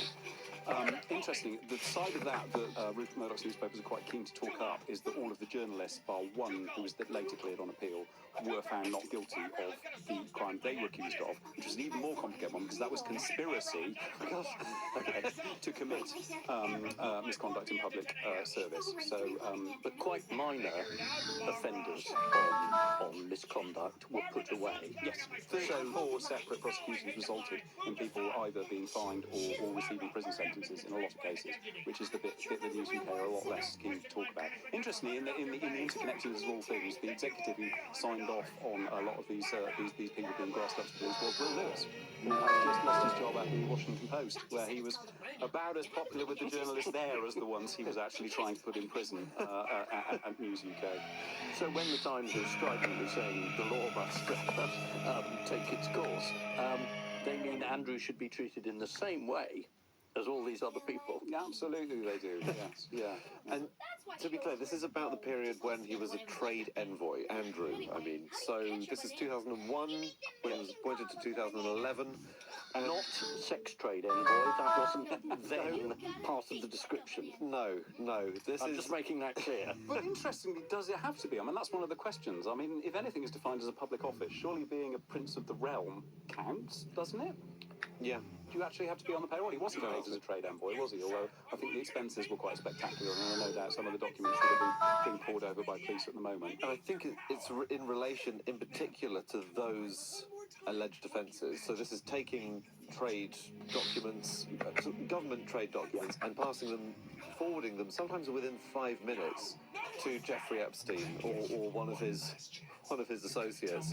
So briefings on reconstructing Helmand Province was sent over to Epstein immediately. Official trade reports for all sorts of Asian countries, which just went straight across. So those are the claims. It's nothing to do with Virginia Giuffre, for one. No. It's nothing to do with, as far as I can tell, any claims of sexual misconduct. It's to do with specifically these things. Yes, and it's straightforward lifts from the disclosures in the Epstein files. It's not like, well, we're looking for evidence now. You have the evidence. It's right there. But interestingly, the evidence is there of exactly the same thing in the case of Peter Mandelson. You know, similar things of documents, confidential cabinet briefings about the financial crisis when he was in the cabinet in 2009. Just sort of being almost auto-forwarded straight on to Jeffrey Epstein. Does an arrest grant you particular powers to conduct searches and things like that? It does. You have to get a warrant in order to search property. The easiest way to do that is if there is an arrest. That wasn't the case in the case of Peter Mandelson. And you can also just invite people in to search if you think you've got nothing to hide or you think that might help your case in any way. Flunky's pointed out as well, I mean, the problem with being in that sort of position, I mean, there would be an awful lot in the way of written reports on the activities of Andrew. He was a trade envoy for the government, but that meant travelling along with, he had the sort of full diplomatic service behind him. They would be sending ambassadors and people whose countries he'd been visiting would have been sending back an awful lot of paperwork about that. They would have been obliged to anything they thought was suspicious or dodgy going on. They'd have been obliged to report that back up the tree to the Prime Minister, who then presumably would have passed it on to the Queen's private secretary. Flunky also pointed out Andrew had his own private secretaries, several of them. Amanda Thirst, most famously, was the one who lost her job after advising him it would be a good idea to do that Newsnight interview. But there's an awful lot of people out there who will have not only things to say, but will have kept records. And that's another case where the King has kind of chucked his brother under the bus. He said full access to whatever royal records they need in order to conduct this investigation, which for journalists and researchers, I mean, think of Andrew Loney, who kicked off a lot of this with his book, absolutely. Entitled Andrew and Sarah Ferguson, entitled, absolutely brilliant book, but fought massive kind of freedom of information campaigns and desperately trying to get any of this stuff out of the Royal Archives, and there's absolutely no, they remain entitled to those forever. So this is an incredible opportunity that the police are being given for access to that kind of material. And there is always a turning point. So Flunky again said, the special protection units and all these people, they must, know things, but they're incredibly discreet. Well, they're incredibly discreet until the searchlight turns on them and everyone says, why didn't you do anything? Why didn't you know? A number of them are going to say, because we weren't allowed to. And I guess that will come out. Do people sign, I presume people sign non-disclosure agreements when they step down from a position of this sensitivity? I might be wrong, but they probably do. But I mean, what we've established in the cases of Philip Green at the HS and Harvey Weinstein is those can be overridden in cases of public interest or criminal activity. Right. I mean, a police investigation, I would think, overrides an NDA certainly in most cases. Yes, and I do think if you say, I did murder this person, but I don't want to talk about it. And you sign, I don't think that is legal. Okay. That's good to know. He hasn't been accused of murder yet, I don't think. No, it was a theoretical Although they are case. trying to take him out of the line of succession, so it does suggest he's eighth in the line of succession. Yes. It does suggest they're kind of thinking of a kind of Hearts and Coronet-style massacre at some point. Well, we're all going to go up one. I'm really excited. Hey, a little bit closer.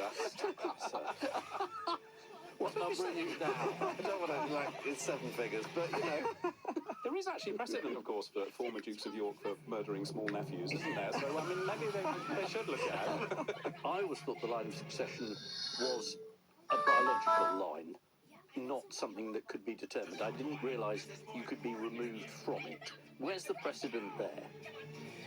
Is that from the abdication? Is that... I mean, he didn't have any successors.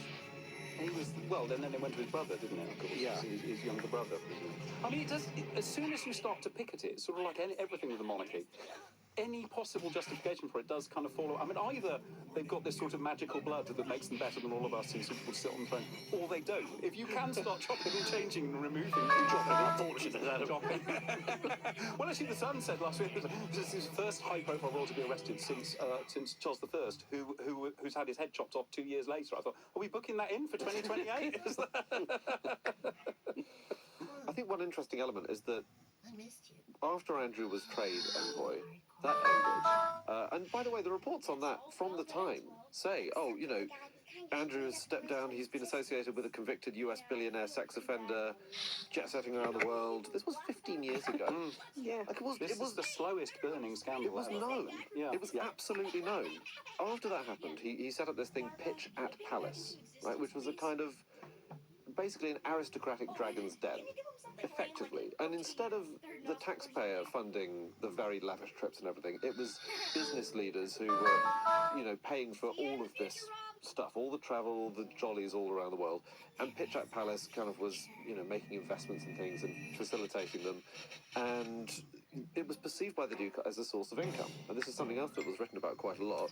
Him using information gained as a royal, because it was Pitch at Palace, literally, to his financial advantage. And it became, there's no clearer massive national security risk than having this big kind of cash point entry to Buckingham Palace, basically. It's that, you know. I mean, we haven't know that he was being actively targeted by Chinese spies. Exactly, the Chinese spies. Yang Tenbo last year was, you know, revealed to have been trying to get in with Andrew on behalf of the Chinese Secret Service. Exactly. Like it's just constant. It's very weird reading back over the stories and thinking this has happened again and again and again and again and again. Yes, and usually with, you know, a crisis of this sort, it's either sex, money, or foreign influence. And with Andrew, it's bingo. It's all of them. It does slightly mess with my sort of assumption that the powers that be are all, you know, keeping a tight hold on things. But so they've got this sort of, I mean, you know, liability prince who's been sort of given a free pass to create security issues, you know, money issues, all sorts of problems. Who did look at Prince Andrew and go, brilliant, like he's the man we need to represent Britain? I'm afraid it was his mum. In terms of King Charles throwing his brother under the bus, I was looking into it. It was something that intrigued me because I'm very boring on media law and that sort of thing. Is why Andrew was named when immediately that he was arrested. The first people to do it, interestingly, were the BBC, and of course, famously, the reason why there's been so much trouble over that was because of Cliff Richard when he had his home searched in a police investigation that went nowhere, hadn't been arrested, got an enormous payout both from the BBC and South Yorkshire Police. And ever since then, people have fretted over the right to privacy of people who are being investigated, and whether or not they should be named, what points. College of Policing official advice is still that you don't even name people when they've been arrested, you just do it when they've been charged. But we were straight in there at 8 o'clock in the morning on Prince Andrew with the BBC and various other media sources then saying he had been arrested. Effectively, it was because a confirmation came through. And do you know who that was from? Oh, King Charles, who put out a statement at midday, essentially saying, yeah, it was him, and the law must now take its course. So you don't really get a much higher authority in the land in terms of naming of suspects than the King, do you? So all that middle-aged man who lives in, well, he lives in, well... I mean, it was a bit of a few houses. They said a man in his 60s, and we're searching properties in palaces in Windsor and in Berkshire and in Norfolk. So yeah, it wasn't that difficult to put the jigsaw together. Charles made absolutely sure. Yeah, absolutely there. With credit should also go actually to the photographer, freelance photographer Terry Harris, who'd been camping out outside Sandringham just to see if anything happened and spotted the unmarked police cars going in. Separate to the other brilliant photographer who took what will now, along with that photo of Virginia Giuffre upstairs at Ghislaine Maxwell's house with Andrew, become like kind of the iconic, absolutely extraordinary photo. His name was Phil Noble. Do you want to know an interesting fact about Phil Noble? Yeah. He was one of the Liverpool gang on children's show Why Don't You? Do you remember Why Don't You? Just switch off the television set and go and do something less boring instead? And he did. Gone on. He has. He absolutely has. The day that Andrew was arrested has been well reported, his 66th birthday. And it's also the day, of course, that he became eligible for his state pension. Until now, we know he's been surviving just on his Navy pension, which is about £20,000 a year, so there'll be an extra 230 quid a week coming in. Will that cover the chef and the valet? I'm sure it will. I'm sure it will. He can economise.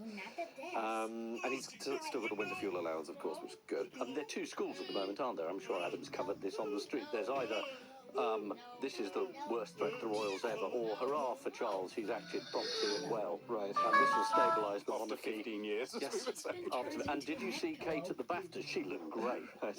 Which again is an argument in favour of the monarchy. It does seem like accountability is optional for the monarchy. We should wrap up soon, but Ian, I know that as we started this conversation with this week's, very prescient cover, and people have been writing in saying not Mystic Meg, it's insightful. Ian, is there anything else? Have you seen anything else through the veil?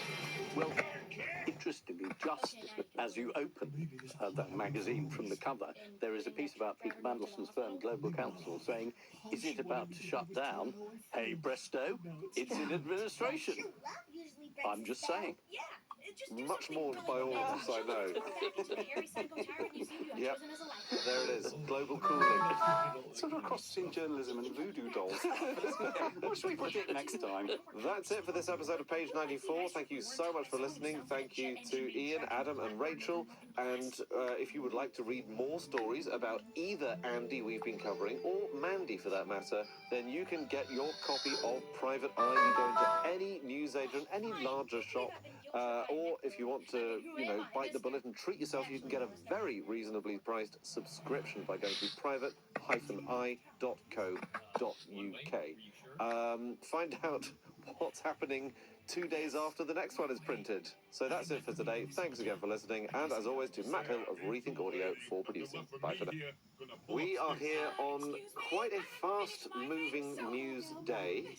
So this is just to say that at the time of recording, Keir Starmer's Prime Minister and Peter Mandelson hasn't been brought back in again for another job. I suppose we're going to start off with how this whole thing unfolded in the first place. Were there any signs, possibly, that making Peter Mandelson ambassador to the USA was a bad decision? Yes, the two previous resignations for basically exactly the same sort of thing, which is having slightly suspicious relationships with wealthy people. It's how much due diligence you actually need to do, because you can pretty much guarantee that if you give Peter Mandelson a job, he's going to be in with some dodgy, very, very rich person. He's not going to declare that to the people he should have been. He's going to open up some sort of back channel to do some kind of dodgy favour for them, and he's going to have to resign pretty quickly and make everyone look stupid. I mean, it's not hard to work out, is it? I mean, I'm not saying that I was underwhelmed by the scandal, but there has been a lot of this is the greatest scandal since the Profumo affair, it's the scandal of the century, whatever. And I kept running into my, but this is what Peter Mandelson does, kind of filter. Yeah. And I also wonder whether or not, for people who aren't so tuned into the Westminster bubble and the soap opera aspect of it, the way that it's affected now, Keir Starmer's now former Chief of Staff Morgan McSweeney, this was just a kind of more sort of snouts in the trough kind of. I put it on a par with maybe MP's expenses, perhaps, as the most similar scandal of the time, which is, I think it will have validated a lot of people's prejudice about the kind of thing that they thought politicians were all up to anyway. I know there's an element of it which is very much scorpion stings frog shock, but there is also an element where we were promised all sorts of boring process, and we were promised a politics that treads lightly on everyone's lives, and we don't appear to have that. I still cannot believe anybody's surprised. I've made a point about the cover about Beatrice and Eugenie being sold off to Epstein, which we made a long time ago. But when he went on that yacht with Osborne and Deripaska, Private Eye ran a cover, and we put in as many puns as we could at the time. I feel sleaze sick, every Mandy for himself, bankers away, Corfu, what a stink. I mean, it's not as though whenever Mandy did anything involving rich people, no one noticed. How can he have gone through? And that scandal's not mentioned in the top three, which are all... Well, he had to resign over that one. It was one of the rarities, wasn't it? and you ask yourself, why not? But it did happen, and everybody knew, everybody in politics knew what happens when you appoint Mandy. And they did it anyway. Not to, I know this is my area of specialist interest and or personal psychological scarring, but the Labour psychodrama of this is quite worth revisiting, because essentially the series of events is this. Keir Starmer is elected in 2015, having been a very successful human rights rights lawyer, but fundamentally fairly apolitical. And he moves his way through the Labour ranks by essentially attaching himself to Brexit, which he was Shadow Brexit Secretary. And that's a really useful place to be in with the membership, because they were fervently far more pro-European than Jeremy Corbyn. At the same time that they absolutely loved Jeremy Corbyn and were very resistant to people from the centre and the right of the party having a go at Corbyn. But this was the one issue, actually, that Corbyn was not as one with the membership on. So when you get to that leadership election in 2020, I went to see Keir Starmer do his hustings. And you would not have thought you could really put a cigarette paper between him and Corbyn. That's the way he presented it. He thought Corbyn had been a bit soft on anti-Semitism, that come up on the doorsteps, and he actually wished that he'd been more, repellent of Brexit, both of which were kind of okay with the membership, but he did not present himself as this radical departure. But what then subsequently happened is, through Morgan McSweeney, he kind of brought in this entire agenda that was the one in which they won such a big majority last year, which was essentially appealing to white working class voters, people who might have been Labour to Reform switchers, hero voters they called them, whatever it was. But in order to kind of staff that, when the gravity of the party was still somewhere in the Corbyn to Ed Miliband soft left zone, they ended up bringing in a lot of Blairites, right? And I think this is one of the things, as we're recording this, Tim Allen has just gone from Downing Street as Executive Director of Communications. He was only brought back in September, a Blair veteran. We've talked before, you mentioned Alan Milburn brought in to do health, a Blairite veteran. Jonathan Powell. Jonathan Powell in National Security, yeah. And, this other person who I think maybe is a landmine for the future, Matthew Doyle, who was a comms person in the Blair era, brought back to do comms for Keir Starmer, has just been ennobled by him and is facing questions about why he kept supporting a guy who had been charged with looking at child sexual abuse material and then ran against Labour as an independent. And the common... This is not Epstein, this is another this is another paedophile, just to keep tracking if you're playing at home. But one of these issues is the fact that they essentially, what is the Starmer project? They just bought in Blairism as a way of staffing up roles, because they're a long time in opposition, lost all that institutional memory.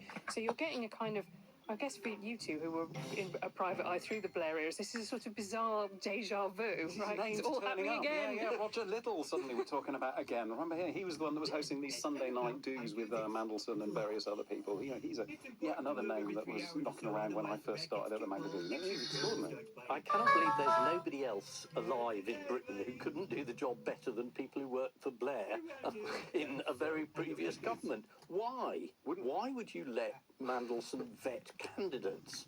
Of all people, why would you let Mandelson do anything? It's still utterly beyond me. But yes, I gather you're heading towards the centre. You need some people who've done things before.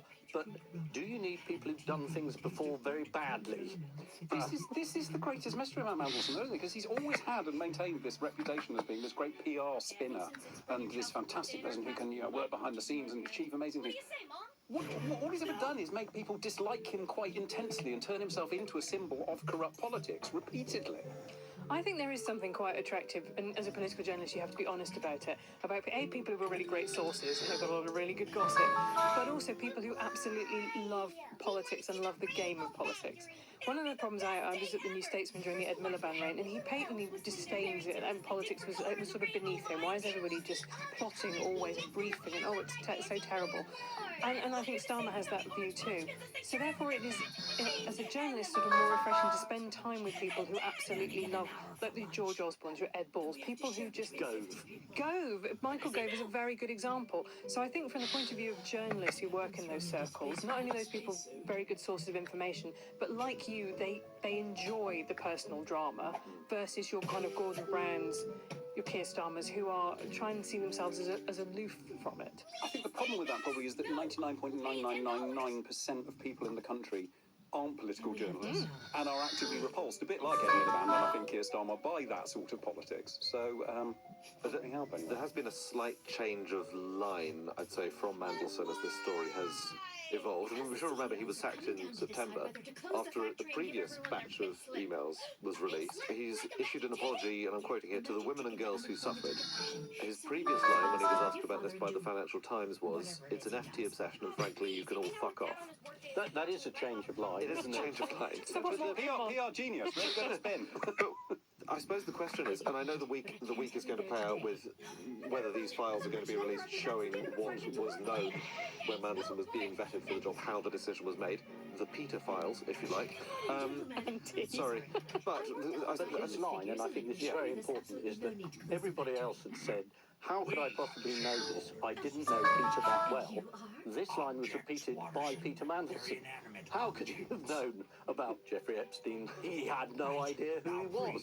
And at that point, even the dimmest of political journalists thinks, I'd better jump ship.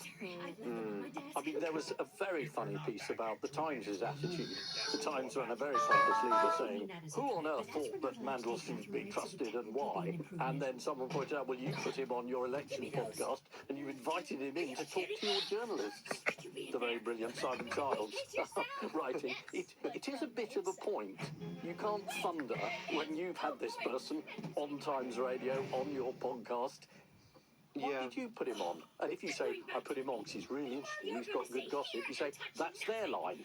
What's your line? But the line is all the way up to Epstein. Is I was lied to about this. So Mandelson says he was completely deceived by Epstein when he was visiting the island or the houses. He never saw any young girls there or anything like this. Except there were 2 Swedish women there in one particular email, so either he's blind or being homosexual deprives you of sight, which is a new That was the analysis. line, wasn't it? He knew nothing about it because he's gay, so he wasn't involved in that sort of thing. And then the email comes out of him talking about, oh, hey, you're out of prison now. We'll celebrate with some strippers called Liberty and Modesty and yeah, but also in the birthday book which came out last year, there's a line. There's pictures of him with women over age as far as we can tell, but there's a line about how there was a man called Jeffrey who would turn up with some interesting friends. So and the Epstein files are full of references like that to his harem, to you and your girl. So this is the thing. Mandelson's line is, I couldn't possibly have known, and you can judge for yourself whether how likely that is. But the line of the Labour team is, well, Mandelson lied to us when we were vetting him. You know, he said the relationship was over. But this isn't how vetting works. You don't say, are you in any way dodgy? They reply, no, of course I'm not. And then you say, thank you very much indeed. That's very kind of you. You say you have to ask other people as well? Or just read some papers. Or can I just point out... Or indeed magazines, come on, make that very clear. On that note, what might be wise for everyone involved would be to read Private Eye. I'm not good advice for anyone at any time, but this is Slicker writing on the 30th of March 2009. So this is very, very shortly after Peter Mandelson was brought back into the government by Gordon Brown to serve as Trade and Industry Secretary, but effectively sort of number 2 in the government. He was very much above sort of Alistair Darling, the Chancellor in the packing order.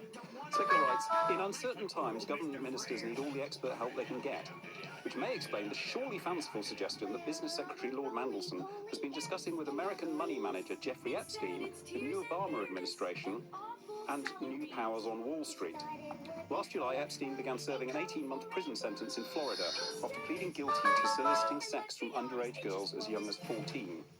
Multi-millionaire Epstein, also a friend of Prince Andrew and ex-President Clinton, has been on day release from the Palm Beach County Jail since October, and so is available to meet and speak by telephone to friends. But it is surely too absurd to imagine that a British government minister would be talking to a jailbird, so these suggestions cannot be true. 30th of March 2009. Wow. Was that a case of sort of lawyer-induced sarcasm? That's what I think of the tone of that. I mean, that can't possibly be happening because... Very possibly. I mean, he followed up, Slicker followed up again a couple of years later. So this is 2011, which is when the Epstein story sort of starts to get slightly wider circulation. He points out that it's suggested Mandelson contacted Epstein while he was on day release from a Florida prison to see whether he could help smooth the way for the then business secretary to contact leading Wall Street banker Jamie Dimon, chief executive of JP Morgan Chase, to discuss important financial matters, which is exactly the stuff that was coming out in the emails last week about Mandelson suggesting to Epstein that JP Morgan should mildly threaten Alistair Darling, the then Chancellor, over the proposed bankers' bonuses ban. Right. So it's all there. It's all there. It's all in the eye. As Helen says, it may not be the biggest scandal ever, but suggesting government policy should be shared and influenced by major paedophiles is probably a bit new, isn't it? I think in terms of how high it goes as well, I mean, we were saying literally he was pretty much second in command in the government. The Profumo affair, which this has been compared to, there wasn't even any accusation, I don't think, that Profumo had leaked anything via his his various girlfriends. It was just the fact that he was sleeping with Christine Kim at the same time that she was sleeping with a Russian spy. I mean, in terms of actual leak stuff, it tended to be very sort of low-down people. Usually the Ministry of Defence was the kind of the leakiest place, but it was sort of low-down civil servants. This was actually the second most powerful man in the country who was quite prepared to discuss market-sensitive information, confidential documents, and share them with anyone, but share them particularly with an American paedophile does seem quite major. And the line that Andy establishes that everyone lied to everyone, Peter Mandelson voluntarily handed over the information straight away and then lied to the Prime Minister. So it's not just passive. I suppose the thing I'm interested in is at what point does believing you're being lied to by someone who is a proven liar become culpable? I mean, it seems possible. The Cretan paradox. It's the Cretan paradox. It seems plausible that the only world leader to be brought down by the Epstein files is Keir Starmer, someone who, as far as I can tell, would absolutely never have consorted with anyone like Epstein, someone who seems, pretty sort of square and Prosecuted quite a lot of people like Epstein. prosecuted people like this. I mean, human rights lawyer, and this is extraordinary, isn't it? I know Donald Trump is named thousands of times in the files, and apparently this just cuts no ice at all in the USA. I mean, I think you have to look at it in the context of the fact that quite a lot of the Parliamentary Labour Party think that Keir Starmer is a lemon. The scandal is one thing in itself, but a bit like, who really outside of nerds like us remembers the Chris Pincher scandal, right? In terms of doing for Boris Johnson. But it was finally the accumulation of a lot of people thinking, we're better off without you than with you. And so I think you have to see it as part of that. I know what you mean. It does seem odd that so few consequences have been suffered by anybody in America. A few people have lost, some TV gigs and some administrative stuff in US universities, so there has been some collateral damage. But in terms of the political scandal, the fact that Donald Trump fell out with Jeffrey Epstein in the 2000s before all these emails occur, and the fact, I suspect, that this was a man who used to fax mean things to his enemies, really quite late into the 90s. I'm not sure he'd ever really got to grips with email, just means that actually Trump has sort of escaped this. But there's also the fact that he's elected president for a 4-year term. There's really no way to get rid of him. So it's just not that live question in the way. And I felt like about a week ago, there was just this kind of scent of blood in the air, essentially, from the lobby, and that they just thought, hang on a minute, we've got him. And at that point, it always becomes very unpleasant. Actually, George Osborne and Ed Balls were talking about this in their podcast, and George Osborne did this thing where he said, I never like this bit when you see the sort of hunting pack mentality. And I thought, well, I bet you should, having been on the end of it a couple of times. But then both of them ends up saying, I was shocked by the bit where you would be in government and you would just press forward on your email from the Treasury onto someone else. I think that's the bit that even people who thought in the case of George Osborne, knew Mandelson quite well. Actually, Ed Balls was in a sort of frenemy kind of way. But that, I think people were genuinely shocked by that. And I don't think that was fake shock. I think that was real shock, actually. That it was worse even than they thought. You say we're not remotely surprised that he consort with a paedophile after conviction, but this email forwarding thing is outrageous. Yes, I mean, genuinely, yes. On the basis that Lord Mandelson has always sort of delighted in this reputation of, like, the Prince of Darkness and whatever it might be. And his lobbying firm had a group of people whose Wikipedia pages have got very long controversies sections, right? Like, this is always been his shtick. But I think that the word that Keir Starmer used was betrayal, and I think there are lots of people within the political class who do feel like that this is a betrayal. This is so outrageous that you just wouldn't have comprehended that anybody would not know that this was just, you should never do this. I mean, equally, in terms of Trump patterning on it, I mean, you talk about his lobbying firm, his global counsel. I mean, absolutely secretive about what clients he was representing there. Well, still, right up until last week, serving as a member of the House of Lords, a member of Parliament, wasn't he? And he claimed that the rules did not apply to him as a peer, that he did not have to disclose who these clients were that his lobbying firm lobbied for. And as you would expect, everyone are wrong. The list is unbelievable. Even Sauron Technologies Limited. Emperor Palpatine. LLC. Yeah, absolutely. Nuclear South African tobacco. You name it, they're all in there. And it was, again, this old hiding in plain sight business. I don't know how many pieces Richard Brooks wrote for us about Mandy's lobbying firm, but it was this area between business and politics. I mean, that's described on their mission statement. You think, we don't want. We want politics and we want business. That's And we cool. do not want you. It was helping clients see opportunities in politics. I mean, it's pretty blatant in terms of one of those opportunities in politics, of course, was he hosted a dinner for Palantir, Peter Thiel's company, with a load of NHS bosses just before they picked up an enormous NHS data contract in 2023. That was one of Richard's stories. Yes. There's an awful lot more of these as well.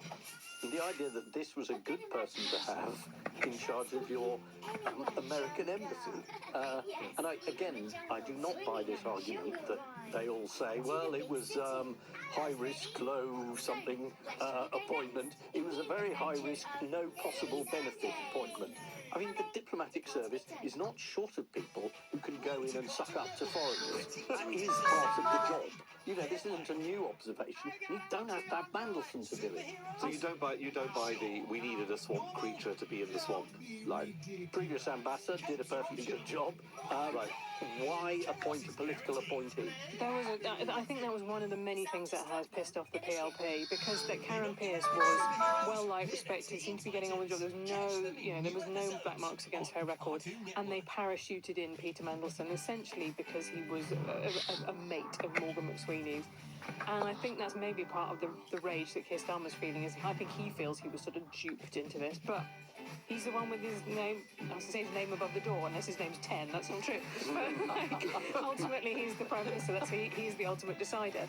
And the other thing it really spoke to was a sense that I've been hearing for coming up for 2 years now, about the sense of a kind of little boys' club clique in number 10. Right. And, there's lots of women working number 10.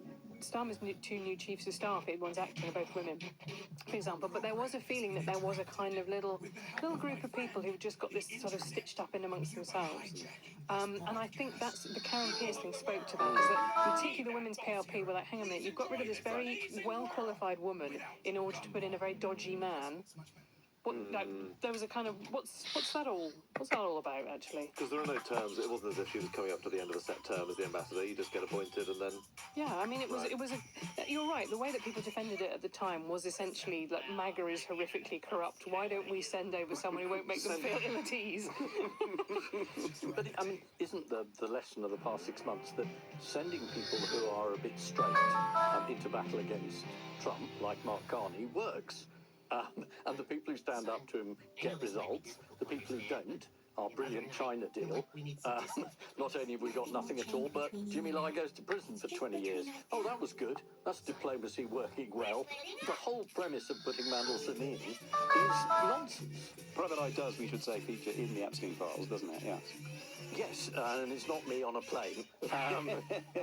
It's a story found by Robbie Griffiths and Adam about a lawyer. Tell us about him. Paul Tweed, yes, who's been written about quite a lot now. He's very keen on his job, defamation lawyer, should we say. Let's describe him that way. And he was retained by Epstein for a while, although he's been very clear, like many people, to say this week that actually you knew nothing about him and didn't actually, didn't stay with him for very long. He wouldn't take his legal advice, so he stopped representing him in 2011 after he'd come out of prison for the first time. But yes, he took great issue with the Private Eye cover that we were discussing, the Beatrice and Eugenie.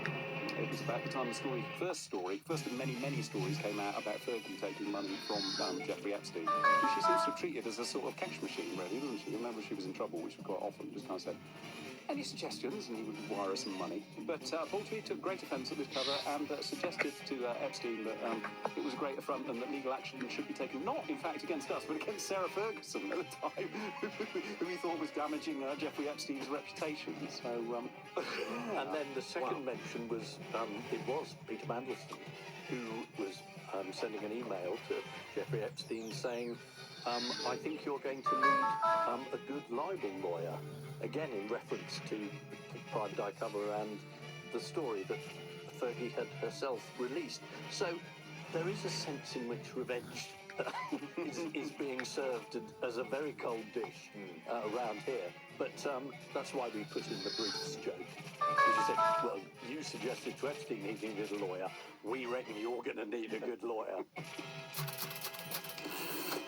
Right, we're going to be staying with this story because it seems to be quite a big one. Good insight, Andy. Thank you. I'm going to start that again. Yeah. All right. We're going to be staying with this story. Before we do that, there is one other seismic news story that I think we should cover, which is that this podcast proudly lost in its category at last week's Political Podcast Awards. I didn't see you three at the event. You were all busy. But I got to go and hang out with George Osborne, Ed Balls and others, who won big. I was just going to say, all the people who knew Manson very well won awards. Or have you got to have stayed on a yacht with him? What's the exact criteria? I just want to thank the judges of the whole competition who did a brilliant job. They were Anne Alexander, Liam Conlon MP, Gregor Poynton MP, Steve Race MP, Tom Rutland MP, Baroness Anne Jenkin, Deborah Mattinson, Harry Quilter-Pinner, and someone called Lord Ben Houchin, who I don't think we realised was on the judging panel, and we might have saved ourselves the email. How on earth did we not win? Matt, the producer, and I just looked at each other and thought, well, we'll have a nice meal. And we did. He's got no style though, because the cool thing to do in that situation would be to give the award to your enemy in a sort of like, because he's won, hasn't he? In the sense of like, we're talking about scandals that we Private Eye point out a lot, and no one does anything about. You could just be like, maybe you can frame this next to your many like reams of coverage about my dealings. Well, good point. Well, that's an idea for you next year, Ben. So anyway, sorry, we should come back to the big winners of the night, George Osborne and his close personal chum Peter Mandelson, and the fallout from that story. Are there any stories that you think have not received the prominence they should have that came out in the last week, which have slightly been overwhelmed by political drama and stuff from the Epstein files? Stuff from the files, yeah. Okay, well, this I think is very important. This is a statement from the General Osteopathic Council, which seems to have otherwise gone unreported. That says, we are aware of media reports that the husband of Peter Mandelson, Reinaldo Avila da Silva, was in receipt of funds from Jeffrey Epstein to fund an osteopathy course in the UK in 2009. Reinaldo Avila da Silva did not graduate from an osteopathy course and has never been registered with the General Osteopathic Council. Therefore, he is not able to practice osteopathy in accordance with the law within the UK. If he's poised with his hands over your spine at this moment, get off that table. I mean, that was one of the bizarre details, because this was the point where Mandelson was still talking to the press, and he said, well, I was just under the impression that this £10,000 that was given to his then partner, now husband, was a sort of bursary, and that Jeffrey was just a very charitable guy who handed out these bursaries. If you're handing out charitable bursaries, you probably don't give them to people who have recently stepped down as an extremely important cabinet minister and have quite a bit of cash already. No, there's probably some sort of means testing that goes on. Look, he just loves spinal realignment, okay? A man has got to have a hobby. So we're having all this discussion about Keir Starmer as former Director of Public Prosecutions. There's another former Director of Public Prosecutions who I think has got some questions to answer, which is Ken MacDonald. So there's a very upsetting case of a Norwegian student who back in the 2000s was found raped and strangled, having left a club and got in a taxi with the son of a Yemeni billionaire. So her name's Martin Vik Magnuson and his name's Farouk Abdulhaq. She was found 2 days later in the basement of his apartment block, by which time he had got on a plane to Cairo and thence to Yemen in his father's private jet. The Met decided there wasn't enough to charge, basically. I've been trying to get him back to Britain ever since. He confessed to the BBC that he said it was a sex game gone wrong, which is a defence that's often used in situations like this. But there are emails from the billionaire father to Jeffrey Epstein about a meeting that he had with Ken MacDonald, which says Ken MacDonald was paid £20,000 for consultancy, about how they might possibly facilitate the return of this kid to Britain and make this case it was just a sex game gone wrong. Can I check, this meeting proposed was after MacDonald's time as Director of Public Prosecutions? Yeah. He's working for Matrix Chambers at this point, so you can find it all if you search for Matrix Chambers in the files. But it was arranged, essentially. He said, as a lawyer, you end up meeting lots of people with checkered CVs. But nonetheless, I found this, there's a reference to the fact that, Ken MacDonald was helpful advising him because he'd be dealing with the current DPP, i.e. he'd be brokering the terms under which this kid would come back to Britain and face the music. And it's just, the thing that got to me about all of this, a really horrible story about a poor dead woman who, whatever happened, she's never coming back. There's a whole life that would have been lived there. And at the end of one of the emails about this back and forth between the Yemeni billionaire and Epstein. It ends after this discussion of what's going to happen with how was the Caribbean. And it's like they're having this chit-chat about, like, you know, how's life on your yacht in between the discussion about the death of this young woman. And that to me just really, you know, I think a lot about that line, that F. Scott Fitzgerald line at the end of Great Gatsby about they were careless people, they broke people and things and retreated back into their vast carelessness. And that to me is an example of it. You're discussing somebody your son killed, whether he did that culpably or as an accident, and you're also just catching up with how's the holiday going on? Like, was the weather nice? Did you get any good snorkeling in? It seemed unbelievably callous to me. And as I say, Ken McDonald's made a statement about it, but I don't think that reflects very well on him, frankly. And I mean, this is just one of the things that you've noticed.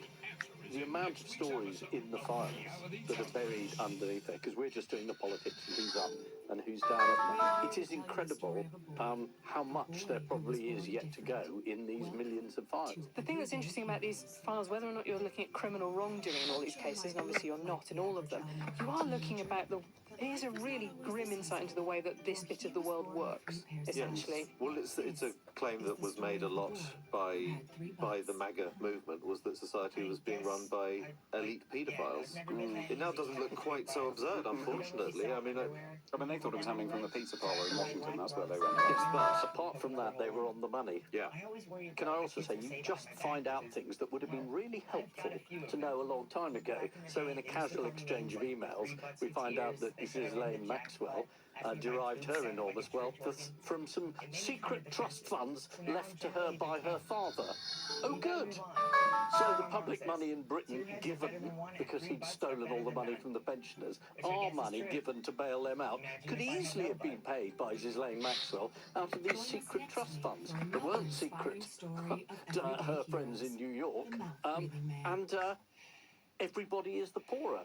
It was 100 million, I checked, 100 million in compensation was paid by the government to 32,000 former Mirror staff who had their pensions stolen by her dad. Well, so obviously he was stashing this money away. Her total net worth in 2013 was apparently estimated by JP Morgan, it's them again, they're always around one of the first, 10 million.